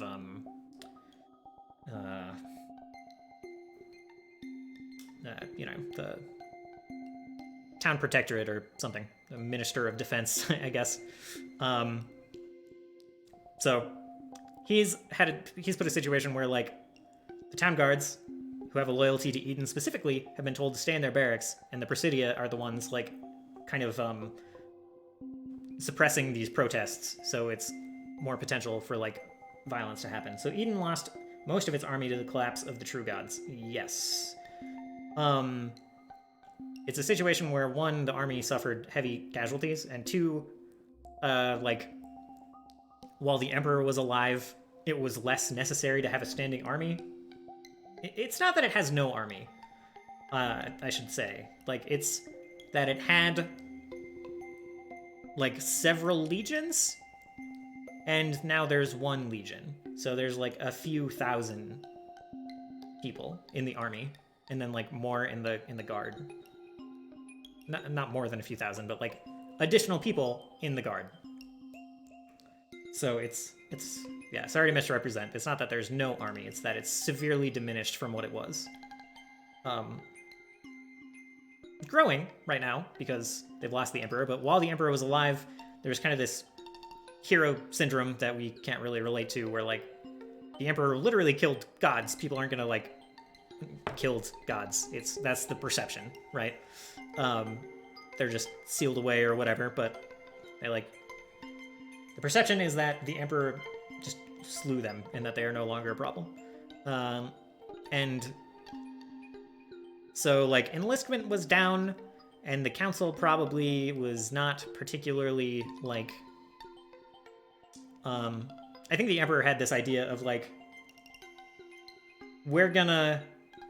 And yeah, the situation is that the other power centers got destroyed. Like, the Academy up here that I was talking about earlier, it used to be a full city on the scale of Eden, and it just got annihilated by Arcanus, God of, like, knowledge and such, who just, like, made a monument there and, like, crushed everyone who was there. And yeah, so, like, similar fates befell the other major power centers, where they were, like, Eden's population was hit. The other cities were literally decimated, I'm gonna say. Like, every city had its population cut to 10%, either by death or displacement. Between, like, the flooding of the islands in the west and, like, Lunderkirk kind of crumbling from decay and, yeah, and, like, Arkstead being kind of destroyed. So, like, it's taken a long time for these other cities to build up, and Eden didn't really have any threats because of that. I'm thinking, yeah, there are guards, but bandits existing would be a call for a standing army of some kind, even after their godly fuckery. Yeah, that's true. And I think it wasn't bad until the last couple of years, until very recently bandits started, like, becoming more of a problem. Bandits and, like, other kind of supernatural threats and things. Like, you know, that's what the army has been handling, and I think they've been handling it okay until, like, these threats, like Salamander and his forces, his little cult that he's been putting together up here, his Bernie boys, like, they started to try to make a push down here, and then a lot of the army got diverted up here, and that's all happened, like, he was a creation of Adam. He sensed that Adam died, and he's like, all right, well, this is my chance. I'm going to burn the fuck down of everything Adam built. So he's coming down, and a lot of the army got diverted up here. There are a lot of good people in this city, so they have needed to deal with crappy people like bandits less. Yeah, exactly.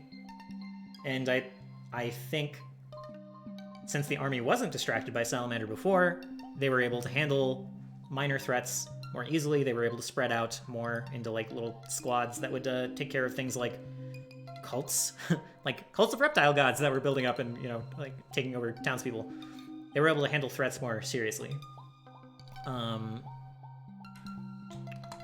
And also that it was generally more prosperous until resources started to get stretched thin recently.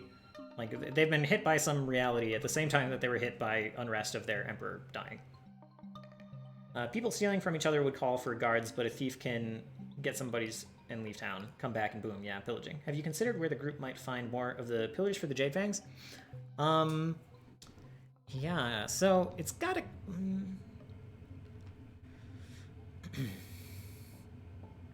There's a couple of MacGuffins right now. There's the pillars, which are activated by the daggers, and then there's, like, doors, like the one to the auto dock in the floating city ruins. Those doors are activated by mostly sigils of the old gods.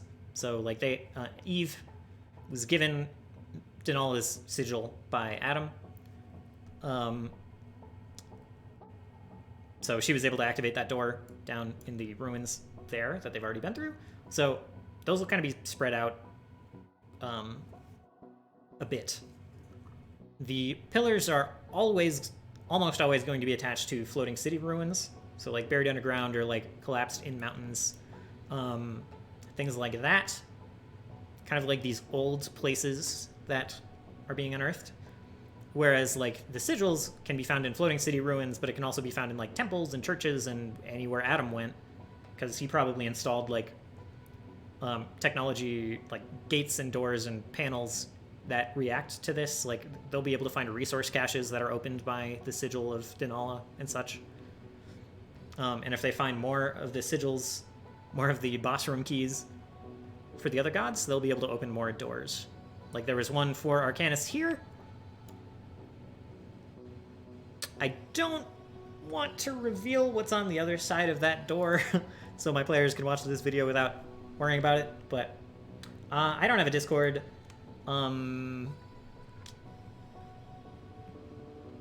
Yeah, let's see. Let me think about how to work with that. I've been thinking, if I ever get a big enough following to warrant being a streamer person, yeah, I have my friend Carreros. I should do I should make a shout out command. I should just copy some of Core's. But I just hang out in his Discord a lot. I was thinking if I ever got serious business, I could just be like, hey, can I like co-opt part of your Discord and we can just like merge audiences a little bit, share audiences between communities, because we're like pretty similar and we probably attract pretty similar people. So those are kind of my thoughts. So I might invite you there for now. I'll like run it by them, and I'll send you a PM. For now, you can. Yeah, we'll just leave it there for now. I'll get back to you once I ask Core for permission to share my Discord a bit. Yeah, we might do some D&D or Pathfinder stuff on Core's stream. I won't be the DM for that. They have expressed that they want me to be a player this time, so we're looking for another DM for that. And once we do, we'll be doing that stuff on their channel.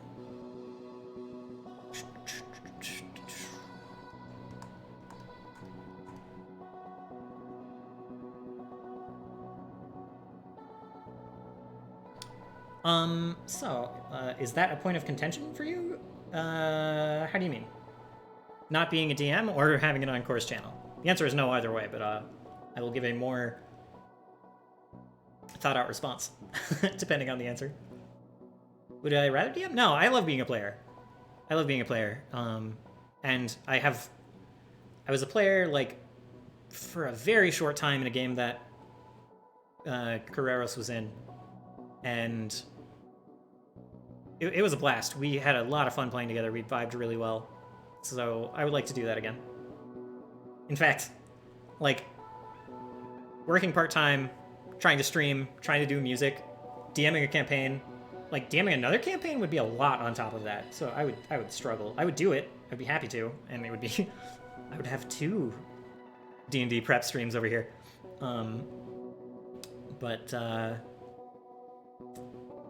Yeah. It would be a lot. I have trouble DMing 2 games at a time without all of the other stuff I mentioned.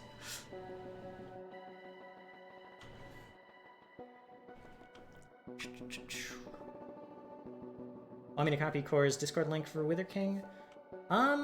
Is Core still streaming? Oh. Aw.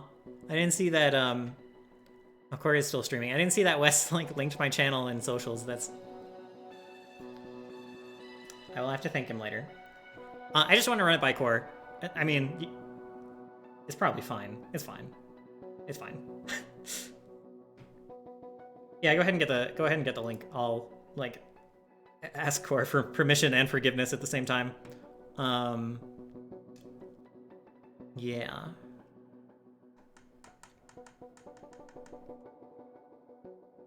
Yeah, I just want to make sure it's okay to send people there, and I don't want him to feel like I'm invading that space for my own gain. I don't want to take over preemptively. Want to be respectful. But Wither King, if you watch a couple of Core streams, it's all good.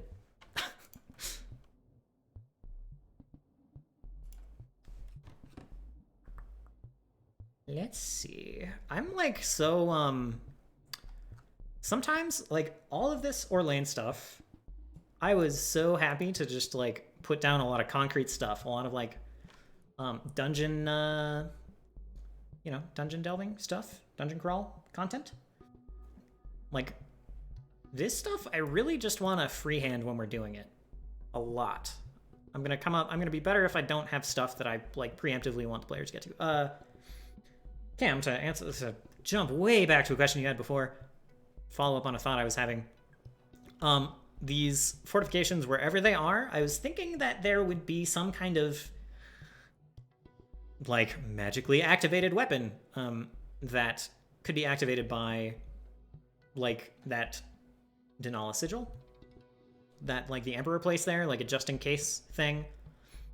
And, like, this is kind of why there's not much of a standing army, because the Emperor was just like, I have access to so much knowledge and technology, I'm just going to put, like, a super gun under here, and if anyone dares try to invade, it'll just blow them to high hell. You know? So, yeah. The reason I'm more adamant on the standing army thing is because before the collapse, Eden had an army, and afterward they quickly recovered and are doing well in borders, but coming from my limited understanding of the kingdoms, the best way to hold prosperity around other growing powers is to isolate your kingdom and grow your culture and people, but you can't do that without an army or something like that to keep other cultures away, as when you let foreigners in when you're vulnerable, they essentially...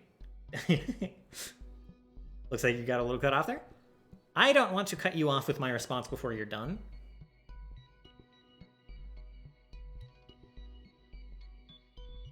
Yeah, I'll wait until you're finished, and then we can discuss. I don't want to jump ahead. Sorry if I pushed you on Discord there, by the way. It speaks well that you wanted to check first. Thank you. Yeah, it's like, I don't think it's going to be a big deal.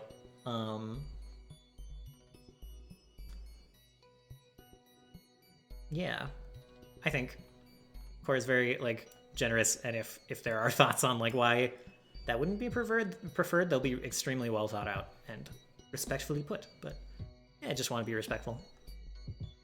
And yeah, no, thank you for being a little adamant about it. I appreciate that.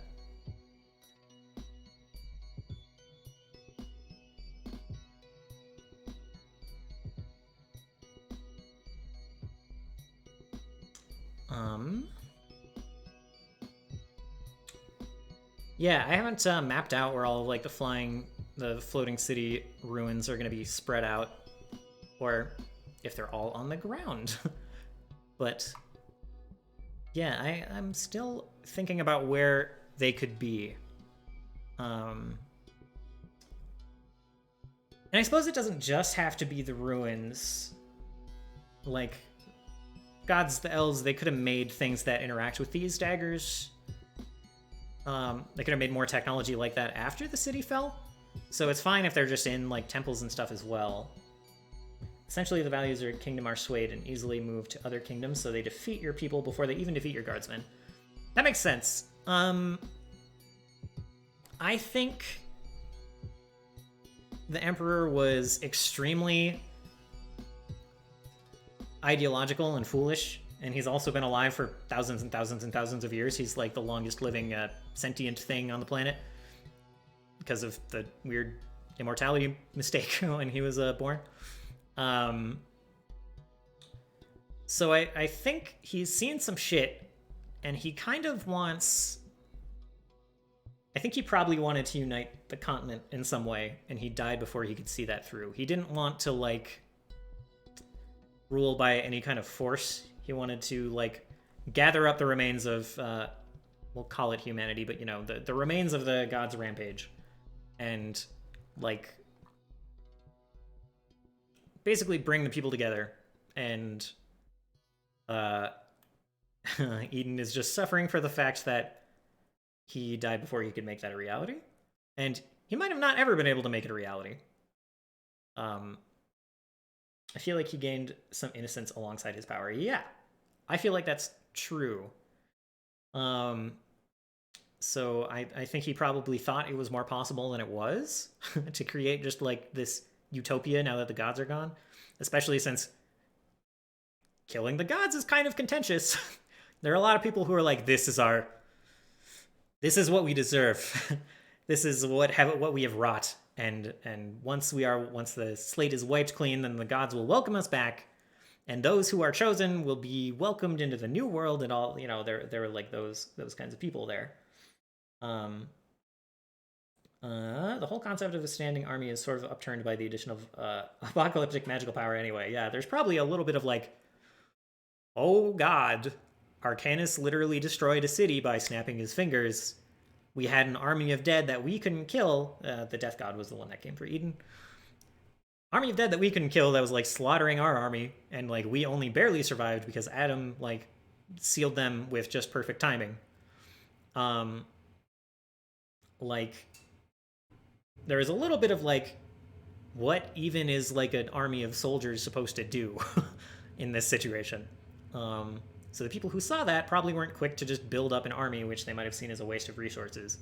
Like they might have seen it as the end of the era of armies and the start of the era of like, especially when they saw like divine beings and stuff raise up after that, the era of um, like heroes and bigger ideas and leaders. If there's a large civilization, then militia should. I also didn't mean to say that there's no militia. Each little town has their own militia, probably, and they're hiring mercenaries. Like I said, they're like coming up with their own solutions here. They have, there are like people who would be bandits who are instead like, hey, we're just gonna hang out in this town. If you like feed us, we'll go fight off like monsters or other bandits, or like this town will be spoken for, right? Like that protection money that I was talking about. Robber barons, yeah. So there's like all sorts of compromise happening. Now it seems like they would not instantly die, right?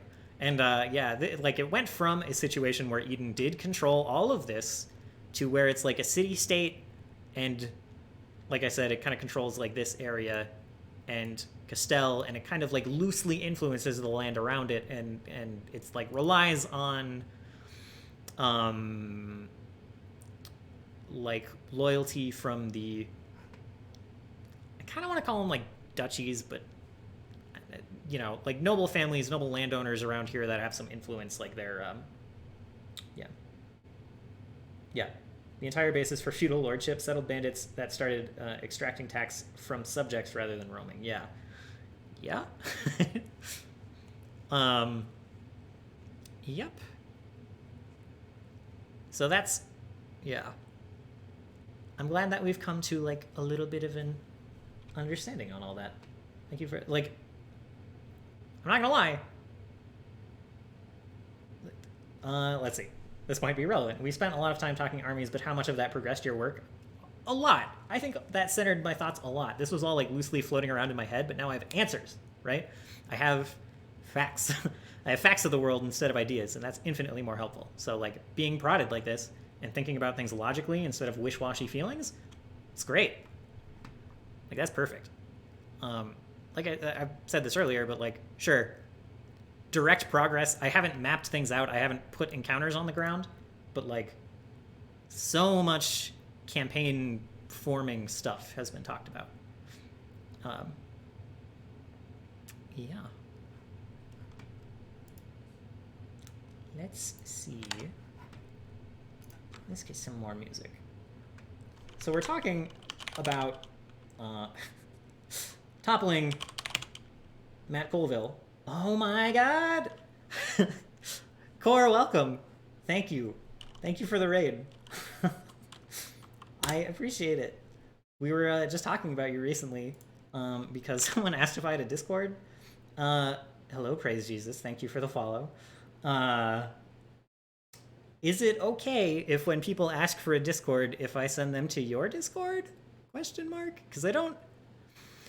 We have like a lot of audience crossover already, but I thought maybe it's a little early. I don't know. Just give me your thoughts on that. Well, sure. Okay, good thoughts. Thank you.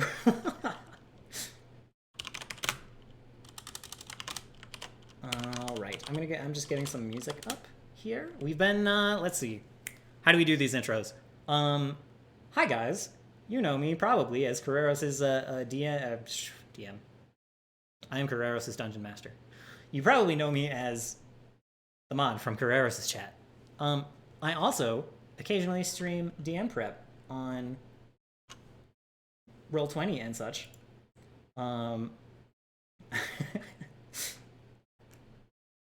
that happens every Tuesday, and sometimes I do other things.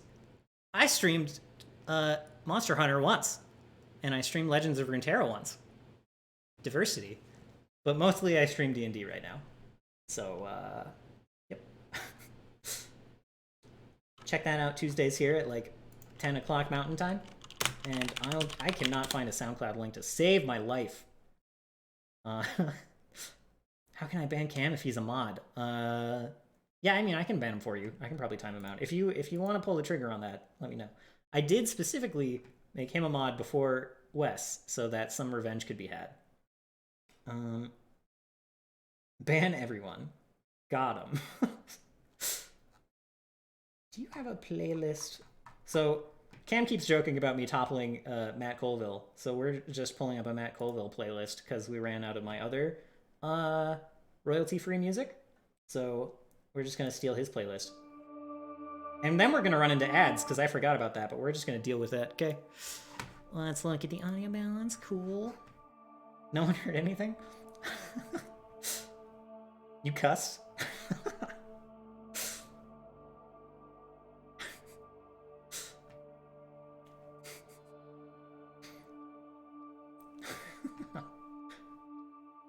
I did, yeah. Cam failing to time out Wes was glorious. I really enjoyed that. I'm glad I allowed that to happen. I mean, yeah. Well, I meant to be streaming on Monday. Like, both the last 2 Mondays I meant to be streaming, but I've just been like, I've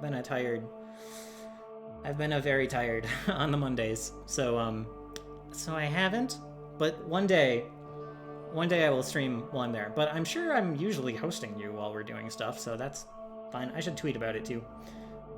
But, yeah. So we've been talking about, like, armies and stuff a lot, and I haven't really been making progress on my next session, like, at all. In lieu of that, we have been making progress on the world and, like, having answers to just stuff. Look at these professional panels. They're not professional. Get out of here. They're like, I, like, copied you and Adam and, like, did them in, like, 10 minutes. They're, like, okay. And then I think I stole some art for the YouTube one.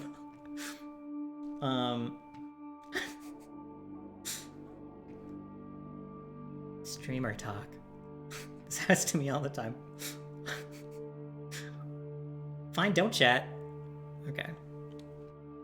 I'm assuming you're saying fine to chat and not telling me not to chat. Yes, okay. So yeah. Get back to work now on your campaign, Mr. BG. Yeah, I'm trying. Like I was just saying, I kind of want to just roll through this stuff off the cuff, the island stuff. So maybe let's see. Shall we? Cam. Thank you for gifting the sub. You're going wild with those. Thank you. The next level here is for you to have an alert box. Yeah, it definitely is. I'll get on that. You know, I'll get on that. I have not perhaps expected all of the sub gifting that would be going on, that would be popping alert boxes. So that's on me. That's my bad. Off the cuff. Off the cuff just means.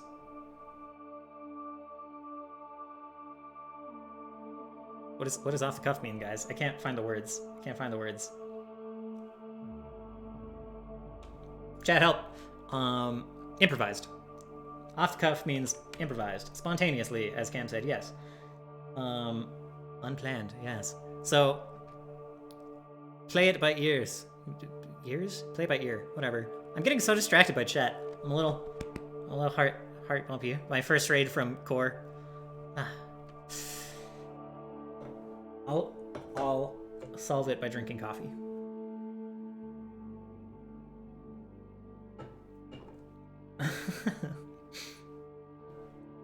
I do crumble from the good vibes. All right. What was I saying? So, let's do this. Let's make. Oh, stop. Oh, okay. Let's do fronts.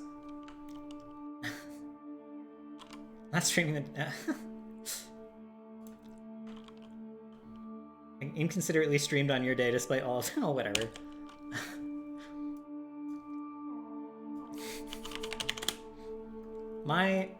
Your schedule does not dictate mine, and mine does not dictate yours. It's fine.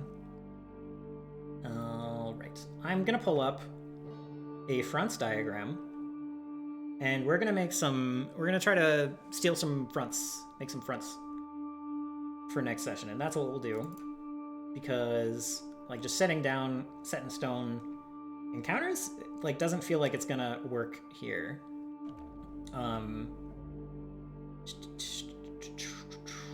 Well, back to TFT Rage ranked. Good luck. Good luck. I might join you after... I mean, not join directly, but I might do the same after stream. JK, mostly I'm starving. I will also be starving after stream. I meant to eat before stream? I did not eat before stream. I did not do that. Pathfinder, Troubles. Fronts, let's just copy this. Make a copy. More caffeine. More caffeine is always the answer. That was my answer.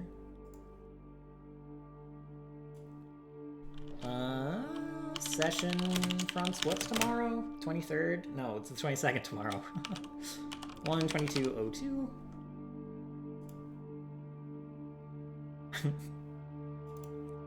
Okay.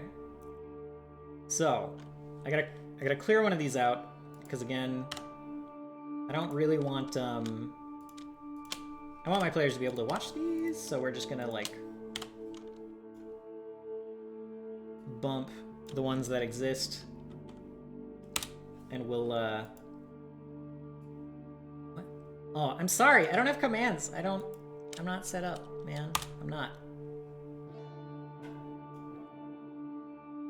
VG Spawns likes me? Yes. Yeah, my Nightbot. I have a Twitter.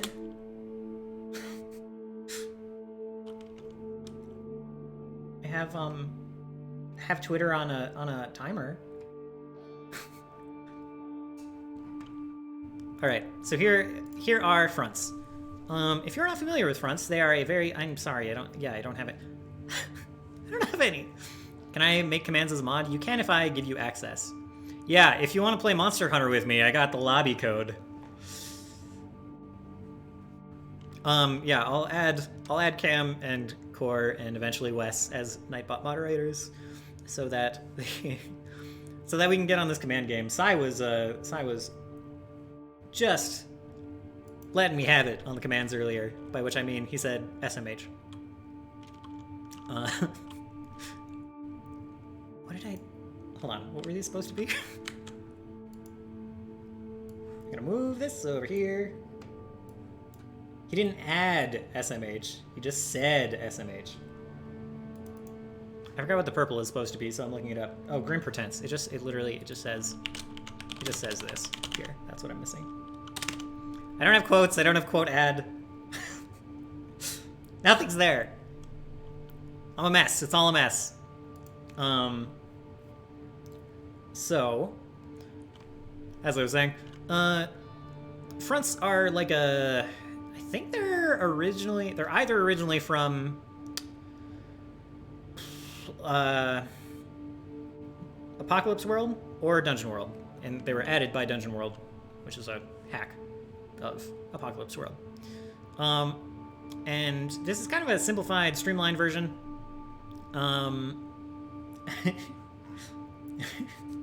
Yeah, I appreciate being given a hard time. It's fine. And they're just a nice way to, you can like organize both your campaign with it, and you can organize like your adventures with it. So, and it'll be like, I already kind of have like checkpoints. I don't know what the impending doom is. Gonna be here. Oops, whoops. That's a artifact. But the idea is you list out like the front, which is like the challenge facing the party. I wish I could give an example without spoiling things for my party, but like one example of the front is just the Cult of Salamander, which we've talked about a couple of times. And there are some grim portents that the party will be running into soon. That'll be like bad things that happen when the front goes ignored, essentially. It's like how time moves on if it's not like dealt with. It's like the status quo if the party doesn't get involved. So like the Cult of Salamander, it's all about like making life really bad for Eden if it goes ignored, as like the army of the Cult of Salamander moves in and like takes control of stuff. One that the party knows about is like the island cities. They're gonna like come and block off the port of Castel, which is like Eden's main trade port. So they'll take control of that. They'll establish trade with other cities, and I think this will all manifest in like prices going up for the party. The party won't be able to get certain goods. Maybe Ludwig's family, because they are like goblin merchants and such, they'll like probably send a message being like, hey, we can't get to Eden anymore. Like, Eden's just gonna have a bad time if they're not able to trade anymore, obviously. The idea is to make them, as things get worse, it doesn't get nebulously worse.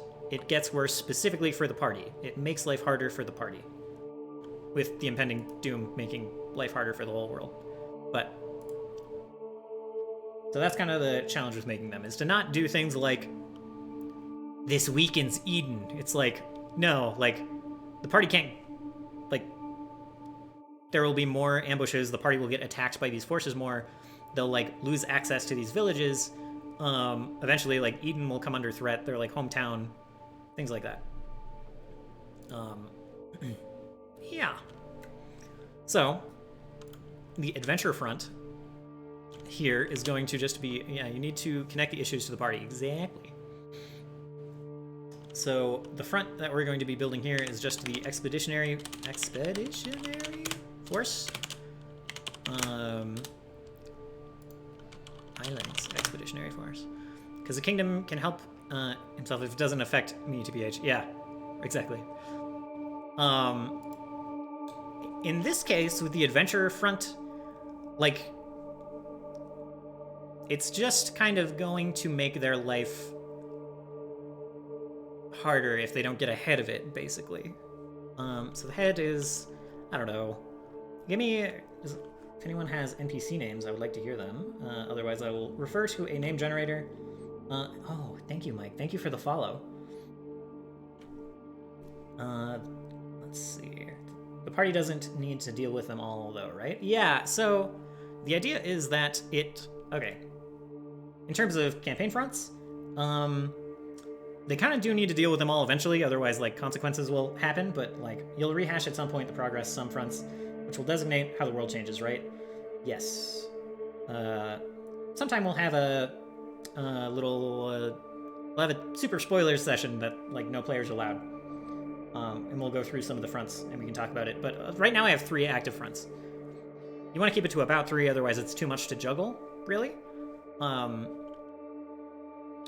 And you want all of them to be moving and getting harder to deal with at the same time, never having everything resolved at once without pushing the party too much in the direction of, like, we can never catch up. Like, Cam. Thank you, / I don't want to tell you to stop, but geez, thank you.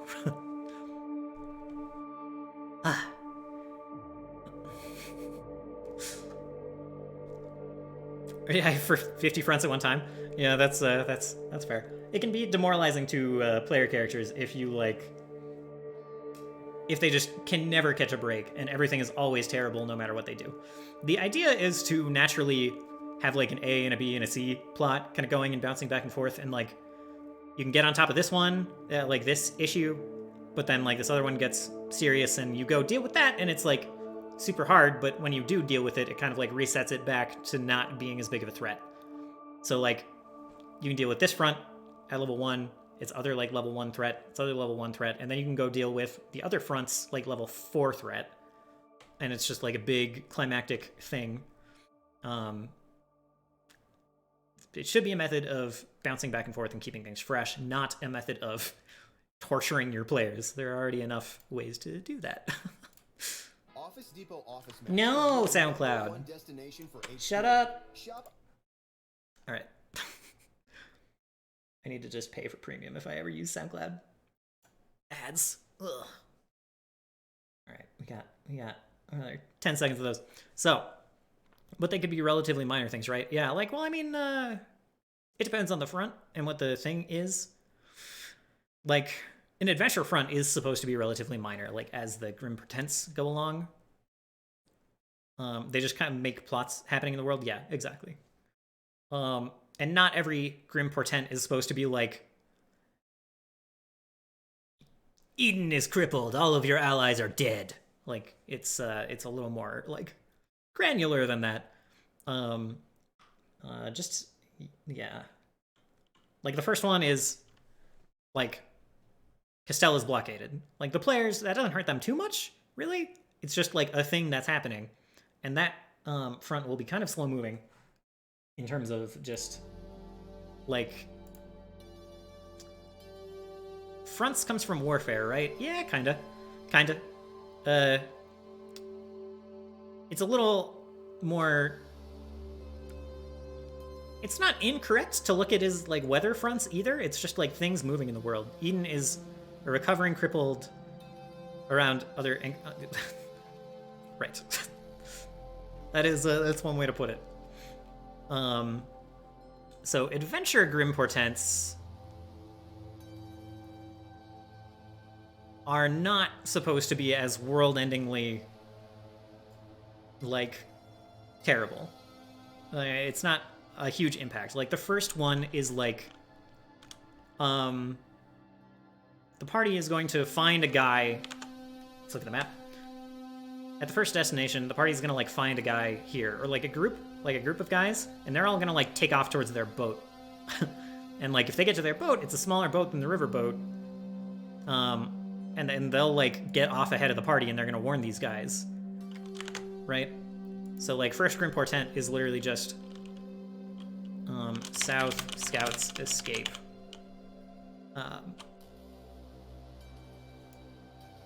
And, like, second one... You know, it depends on it. It'll be kind of time-based, I guess, and like in terms of what they want to deal with first. Yeah, we'll have to kind of think of the next Grim Portents, but that's like the starter one, or maybe.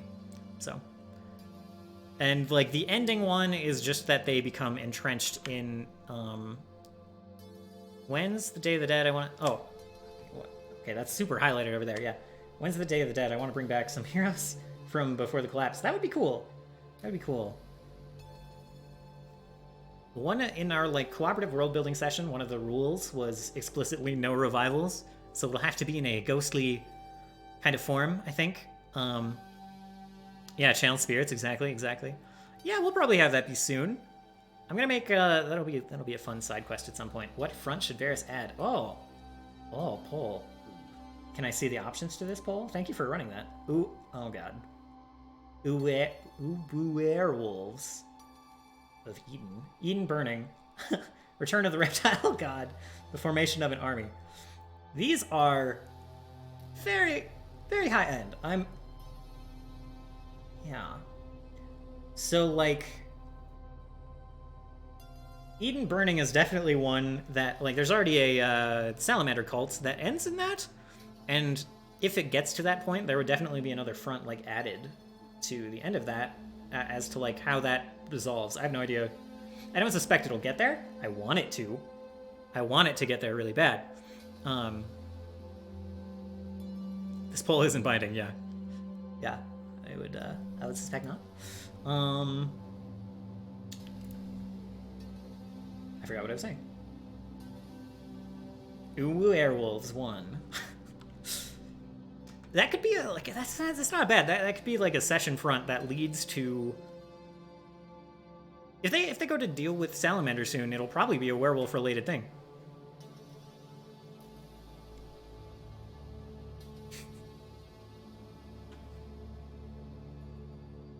And then like there'll be like that'll be a new adventure front, is something to do with werewolves, similar to the one we're building now.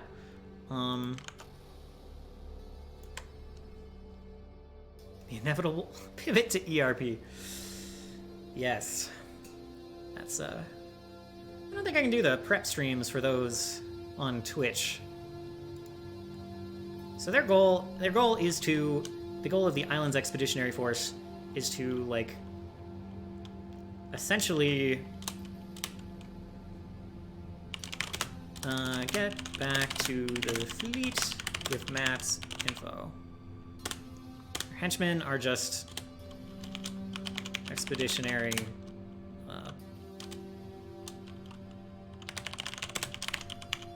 That's fine.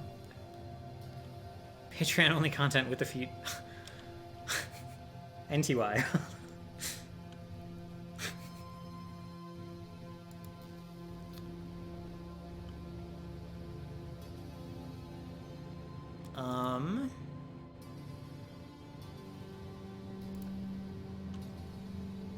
Grim Pretends number 2. I'm just gonna write some stuff down here. We can like shift these around if we come up with some other ideas or want to alter. But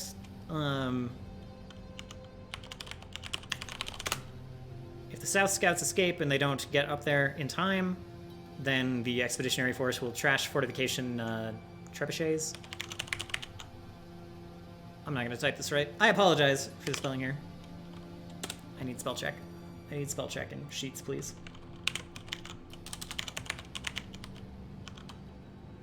I spelled it right. Got him.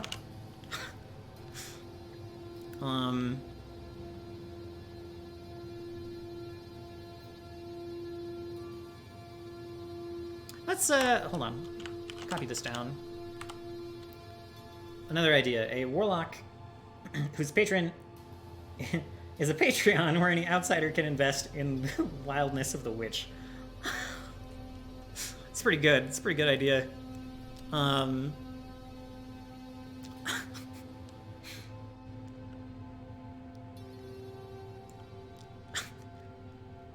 As the front goes along, the Patreon just descends into more and more debauchery. Started as a wholesome D&D mapping and prep stream and turns into feet.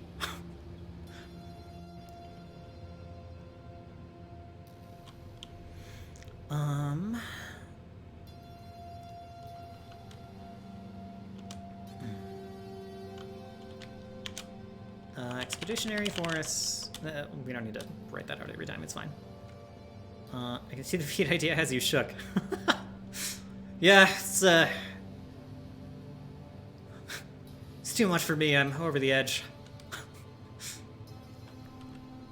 South Scouts escape.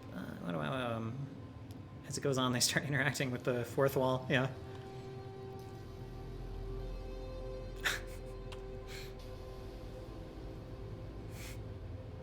It's true. More and more bribery happens. Pushing the boundaries. What am I trying to say? They all up in Bay Fort. I don't know what it's called yet, but maybe we'll call it just Channel Fort. Fjord Fort? Fjord. Got him.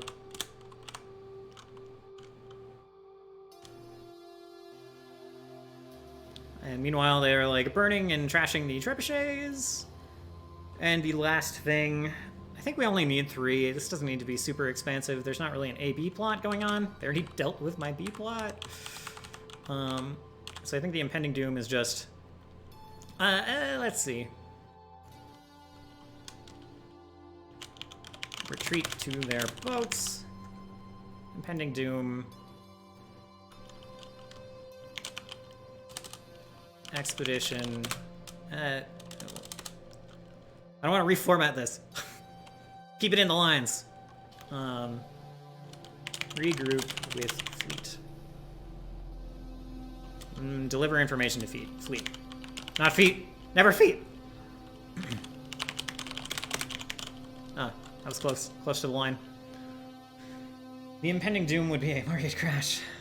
Or farming issues. And I think this... this will trigger, like, soon... If this happens, like, if they get ahead of this, it will prevent the pirate blockade invasion that I was talking about before.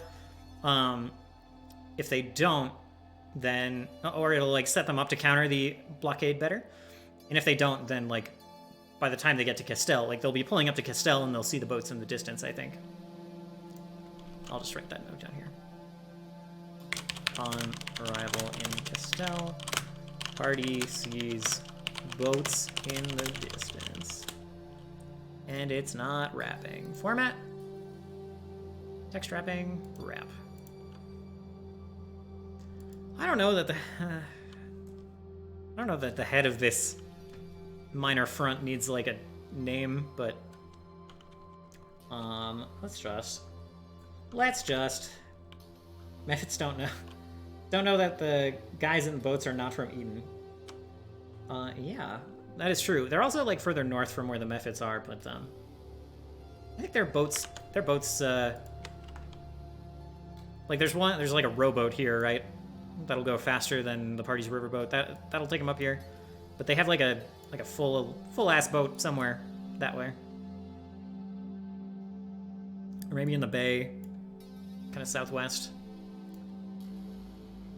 That's where that arrow points.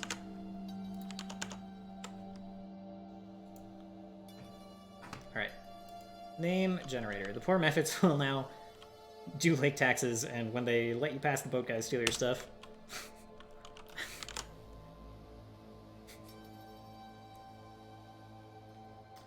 That's possible. Did you know that there was a 14th century king who made a pilgrimage to Mecca and spent so much gold that he caused hyperinflation in the area and crashed the economy for a decade? This is something that I think every DM should know. I think that's correct. That is valuable information. I think it's probably true that Adam did that at some point.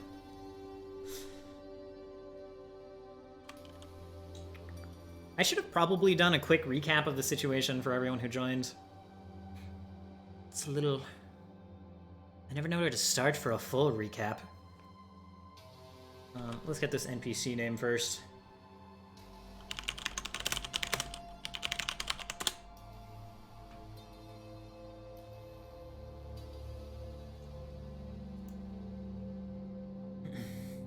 Oh, these aren't bad. Sure. Rika had... Oh no, let's see. They'll be like a captain of the boat. Captain Rika. They own the boat that these guys are on. They're a proper swashbuckler, and the lieutenant will be like head cartographer.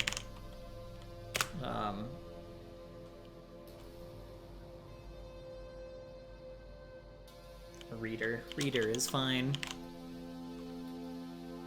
2 R names, is that fine? Yeah, that is fine.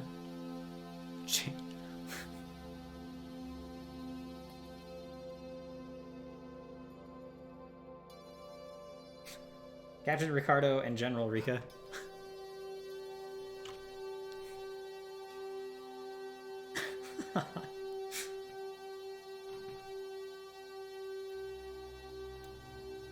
Musa, oh yeah. Musa the First of Mali. I don't know if I'm saying any of that right. Okay. Feel free to ignore my links, by the way. I like to pull them up and check them out later.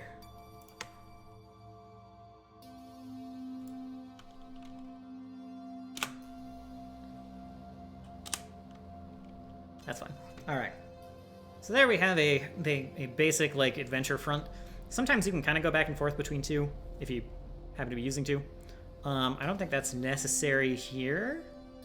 Like, I don't suspect Ice Sorcerer we were talking about much earlier will be like a long-standing problem in the session. He won't really come back, you know?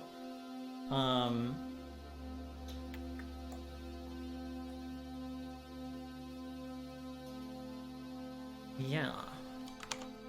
Whoops.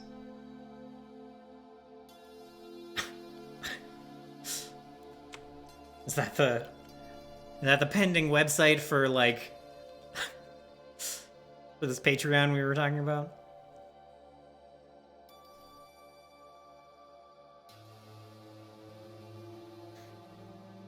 Let's see. All right. So, like, since, you know, if anyone has ideas for this front, that's cool. I'm happy to incorporate, adjust, what have you. I feel like it's pretty straightforward. For now, I'll just do like a quick recap of the world situation. The party is from the city called Eden. There's accidentally religious overtones in this world because my party are a bunch of dorks and we built the world cooperatively.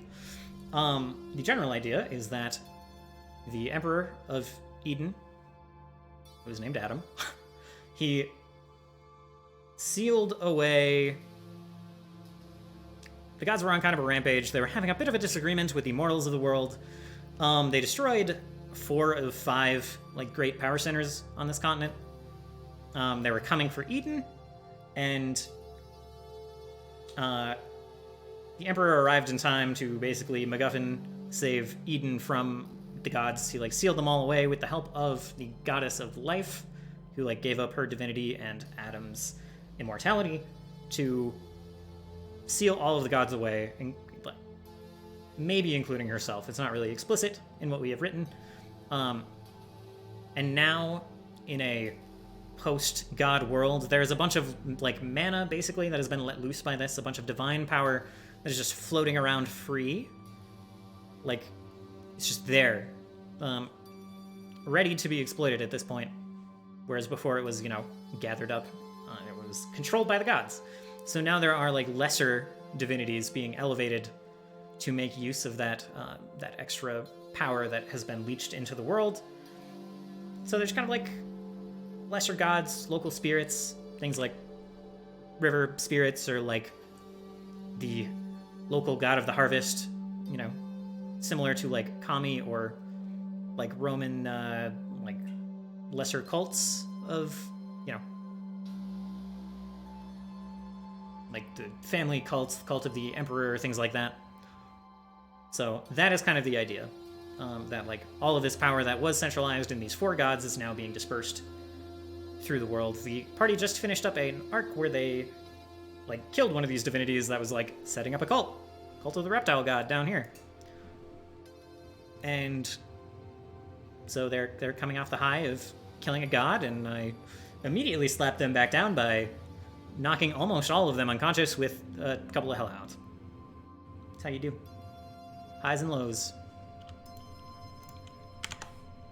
So that is the hyper-condensed version of where we're at. Your computer is dying mechanically. I'm sorry to hear that. I'm sorry to hear that. That's terrible. Hopefully it's not too bad. Hopefully that's an exaggeration. Sorry, but if you can't handle religious titles being used, the hometown ain't for you. Yeah. And one of the...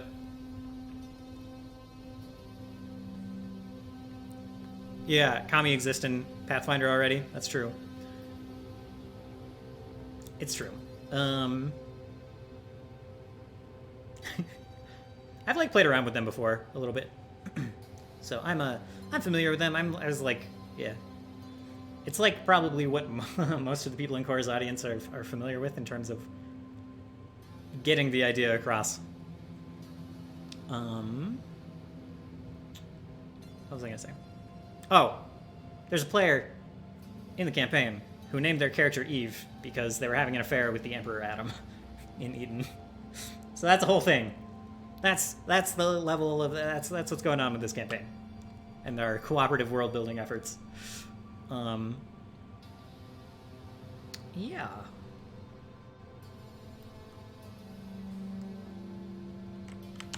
And right now we're just meandering. Most of the time we have a slightly more straightforward plan for the night. Like a lot of my DM streams have been like setting up dungeons and stuff. So this is a little less streamlined than what we normally get. Because I just, all this world map stuff. Fun fact, anything could be a god. That's exactly the situation here. There are some stipulations, I guess. Creatures, like non-sentient creatures created by Adam, Um, oh, you mean like in Pathfinder? Okay, yeah. Yeah, okay. I got you. In world-wise, creatures created by Adam or like put together by Adam. He is a synthetic being who was made by the elves and one of the gods back in the day. So he kind of kept that weird biological alchemy alive.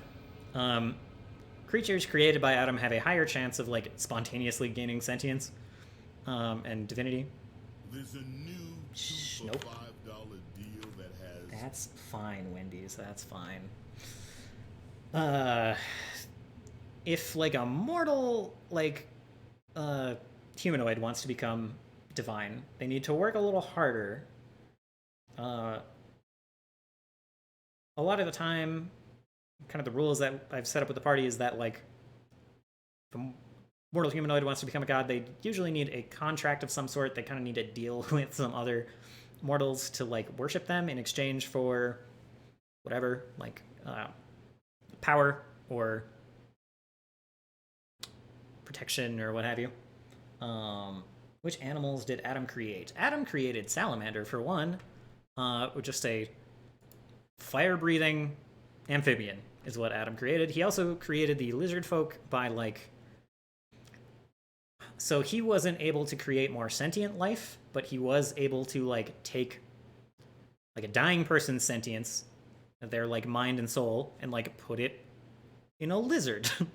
And in his younger, less responsible days, he did such things. Probably owl bears. That's entirely possible. Or some kind of, owl bears were made by someone, that's for sure. Maybe not Adam, but maybe Adam. So he also created lizard folk by just like taking some dying people, maybe some dying friends, putting them in a lizard body, and they kind of morphed in weird ways, evolved in weird ways, and became lizard folk over time.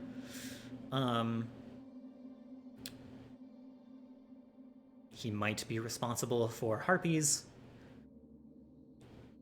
It's like there's a lot of room for what he could have created. So like, and there's probably a lot of rumors that like he created, you know, all sorts of stuff because he's like a weird folklore character in this world. Sort of like the way you're creating goblin werewolves. Yeah, kind of.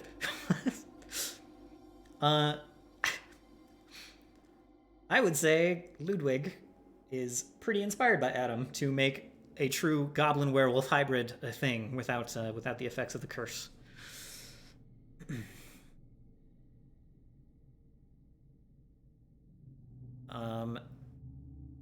It's also like drow are a thing, and drow flesh warping is a thing, so that's kind of like an offshoot of this idea a little bit. Drow were probably specifically elves that like did some kind of self-experimentation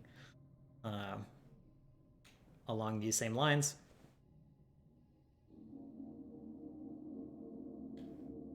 Drow, D-R-O-W, the elfy ones.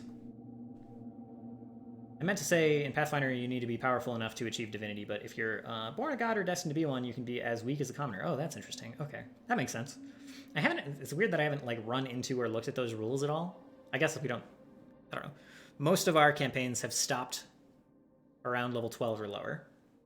So your god could be that cool dragon you have in your backstory, yeah. Right. Yeah. And my group, between different campaigns, has like experimented a lot with like devils and demons acting like gods and granting powers and, you know, to clerics and such, or especially to, I can't remember their name now, clerics that can have afflictions. Oracles. This song is especially ambient. That's fine. So yeah, I'm not like, I think players and NPCs can probably interact with those rules somewhat, but there's a lot of ways to like fast track or skip that progression. Like, you don't need to be CR21 to become a god here. You just need the right stuff, the right amount of worship. I don't think there are set in stone rules, but Paizo has said this before in streams. Okay, that's cool. I like their streams, by the way. You always pick up, like, little bits of information like that.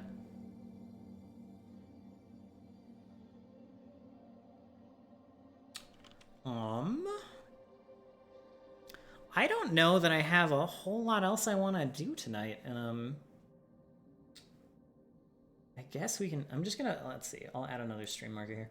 We can, like, we've been going with the Q&A for a while. I think a lot of questions have been, like, kind of exhausted for the usuals.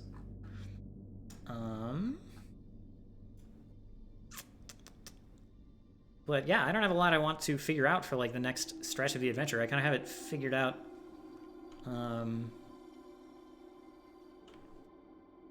Yeah. So I think we might start winding down here. So I can grab dinner before 4 a.m. That would be good. I'll click around a little bit. I guess the party is just gonna... The current werewolf situation... Oh, I never changed my stream title. I'm bad. Bad streamer. But Pathfinder lore is hidden behind books, links, streams, and theory. Yeah.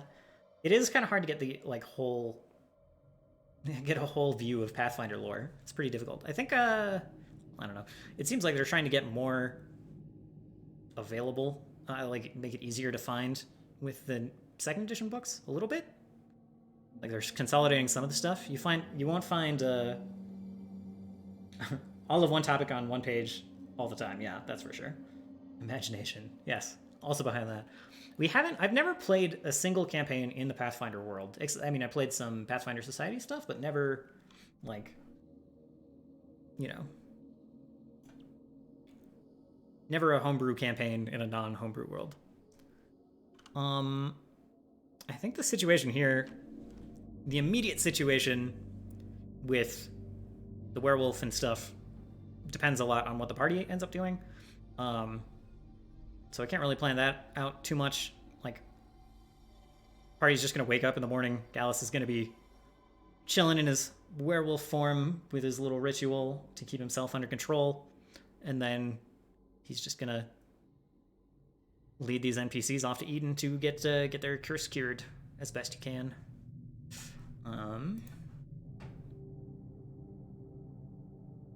They're making more and updating more as it goes too, yeah.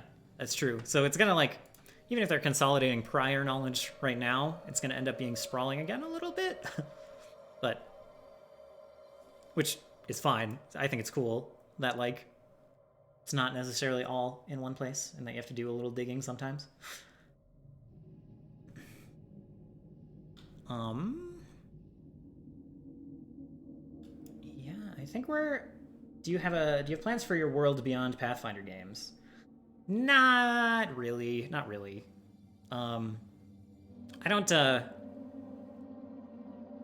it's built really well for Pathfinder adventures. It's not, like, perfectly built for, like,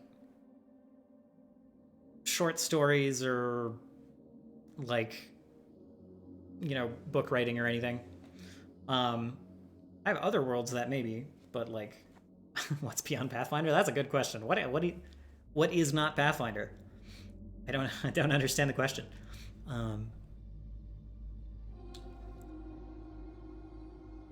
Yeah, like, the only thing I could do is for my players' benefit and whoever else wanted to read, like, I could write the many adventures of Adam the First Human or whatever, and that's, like, about all I can think of. The other thing I've thought of is running... I don't know if you guys are familiar with the game Is it Ironsword? Ironsworn? Or some other game that allows solo play and, like, self-GM. Like, I could run adventures in this world on stream and make it, like, persistent like that. That could be fun. But that's kind of it. I wouldn't, like, make content for it. Perhaps it could inspire songs. Songs and tales. That's all I got.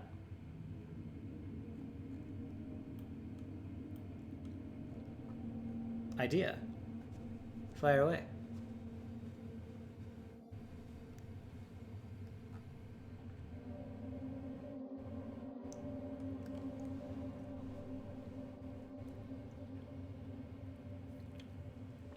This map, the short answer is that I drew this map in a program called WonderDraft, which is wonderful. It's like the best mapping software I've used, I think. The slightly longer answer is that I used a bunch of random map generators to come up with like a world or content map that I could use, right? And then I like traced it out in the map making software and like filled it in. I go over that in a lot of detail in like my first video, and I can link that to you. Because rehashing it would take a while, but I go through like the candidates that I used. Salamander Lake, yes, it's a little on the nose, but I feel like place names are on the nose. If you want to go back and watch it, you can. You don't have to like go through the whole thing. I'll find like the timestamp and send you the map relevant stuff. I go over all the randomizers I used. Yeah, and like kind of my decision making process for which one I wanted to use. But WonderDraft has a great feature where you can like pull up an image and overlay it. So I just literally like traced out the lines of everything.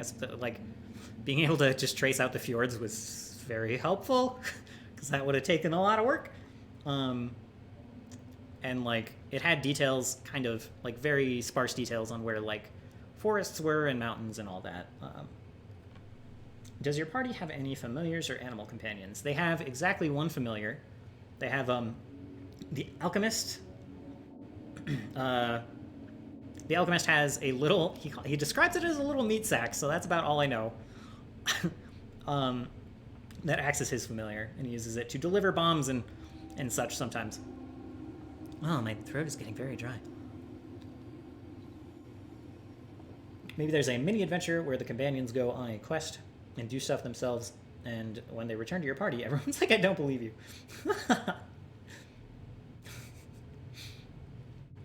I like it. Yeah, there have been a couple of instances where I've had to describe his familiar. He's like, all right, so he's an alchemist, and he describes all of his stuff as like he doesn't have bombs. He has like a explosive frog that he throws, and then it just, and it's like very, I don't even know what to call it. I don't know. It's very Witch Doctor from Diablo / Heroes of the Storm.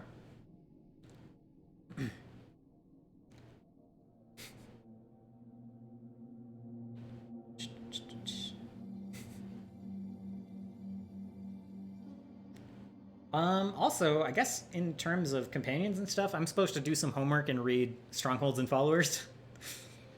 To go back to what Cam was joking about earlier. And, like, I think I'm going to implement at least the followers part of that. The party isn't sure that they want to play Strongholds, but I'm like, the people who have followers, they can use them. Because we've got Ben Griff, who they rescued from the cults. They've got Lord Marius de Vol, who is in their debt. And these are, like, all candidates for followers. So... And they also, they opened the chest and saw the synthetic, the like, synth robot thing. The arcane robot. That they'll be trying to rebuild and do something with, and he could turn into... If he's sentient at all, he could turn into a follower. Or even if he's not, he'd be a follower that just follows their commands. Or he could just pull their cart. Who knows? Yeah. So, there might be more followers in the future. They can become gods, it's true. They are mechanically allowed to in this game. If they choose the right side quests, perhaps it'll happen.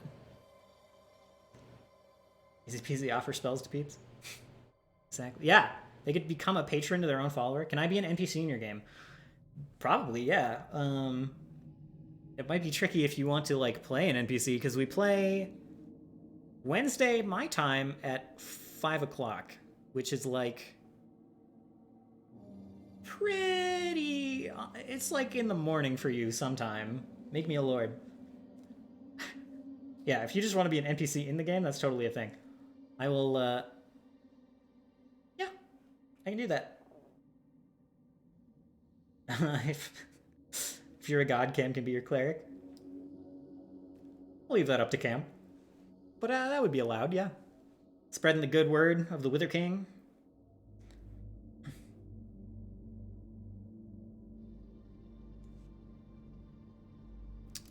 I feel like I was also I feel like I was talking about something and got sidetracked, but that's fine. I'm easily distracted.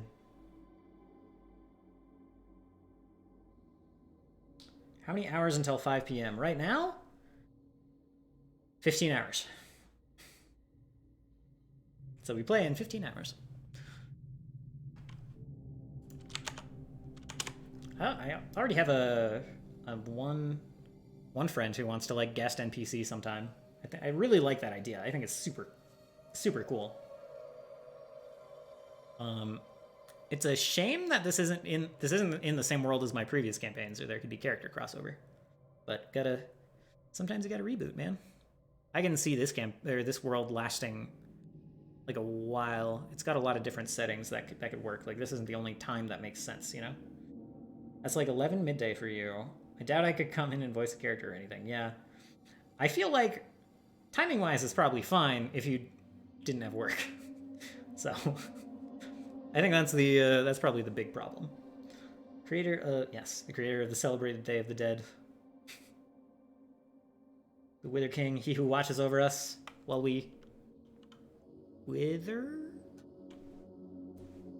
But if you want to ask me in Discord how I'd respond to things, that'd be awesome. Yeah, that could be cool. Right, yeah. We could just get your, we could, like, get your, wait, what am I? Your disposition, how you like the party, their impressions, and, like, we could script up some stuff that your NPC could say. I like that idea. I like it.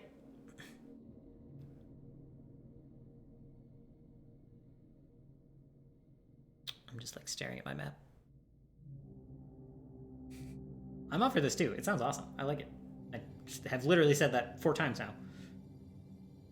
Make sure they have a safe trip. Yeah. You're probably there's some crossover since there's not like global gods anymore. There's definitely other folks who do the same thing in different regions.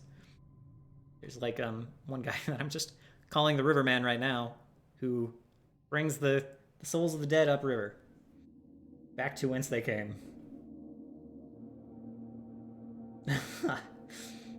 My disposition is usually TPK. I thought it might be. I don't care as much about the living, but the dead want to see their family. Yeah, and I like to party. Good. That's good. The Riverman probably isn't so much about partying. He definitely ferries souls up and down the river, and he might sing the blues. And that's about as much as we've got.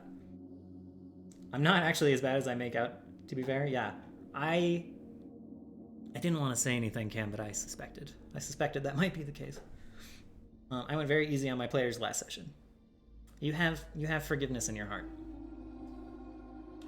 This is so... Alright. It's fine. The song is just wigging me out just a little bit. It's okay. It's very ambient. It's very creepy. I could definitely use this in a dungeon. My clerics tell stories and give parties. They're the best clerics. Every cleric I play... Not every cleric I play. I just talked about one that wasn't like this, but I really like playing clerics that are like, I just wander around collecting stories. I'm a cleric of knowledge in the road.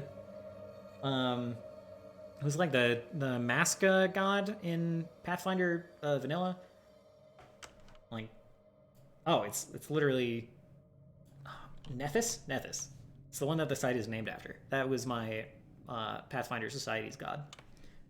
And he was just like, I am all about keeping travelers safe on the road and collecting stories.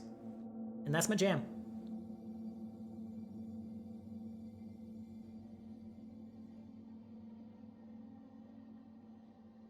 I'm sorry I'm scrolling around so much. That's probably annoying. Oh, Desna is travelers. You're right. It was Desna. Nethys was the... Okay, you're right. Thank you, Cam. I was thinking about Nethys because they're like the With true which neutral. Buying your next home is now stress-free. We'll pair you with one of our local Denver agents to... Nethys is the god of knowledge, yeah, and Desna is travelers. Okay, yeah, that's why I was kind of split on the two. So that cleric like traveled around a lot, and yeah, they were on the road much. It was like kind of a coin toss between the two. I'm playing Jade Regent at the moment, which involves a lot of travel and a lot of Desna. That's cool. Desnans, all right. She out and about. Yeah, I dig it. I dig it a lot, obviously.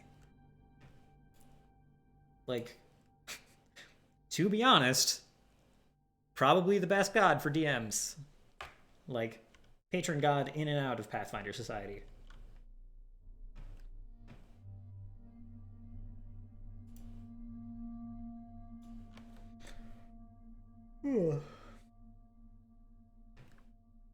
Okay. That might be where I call it, guys.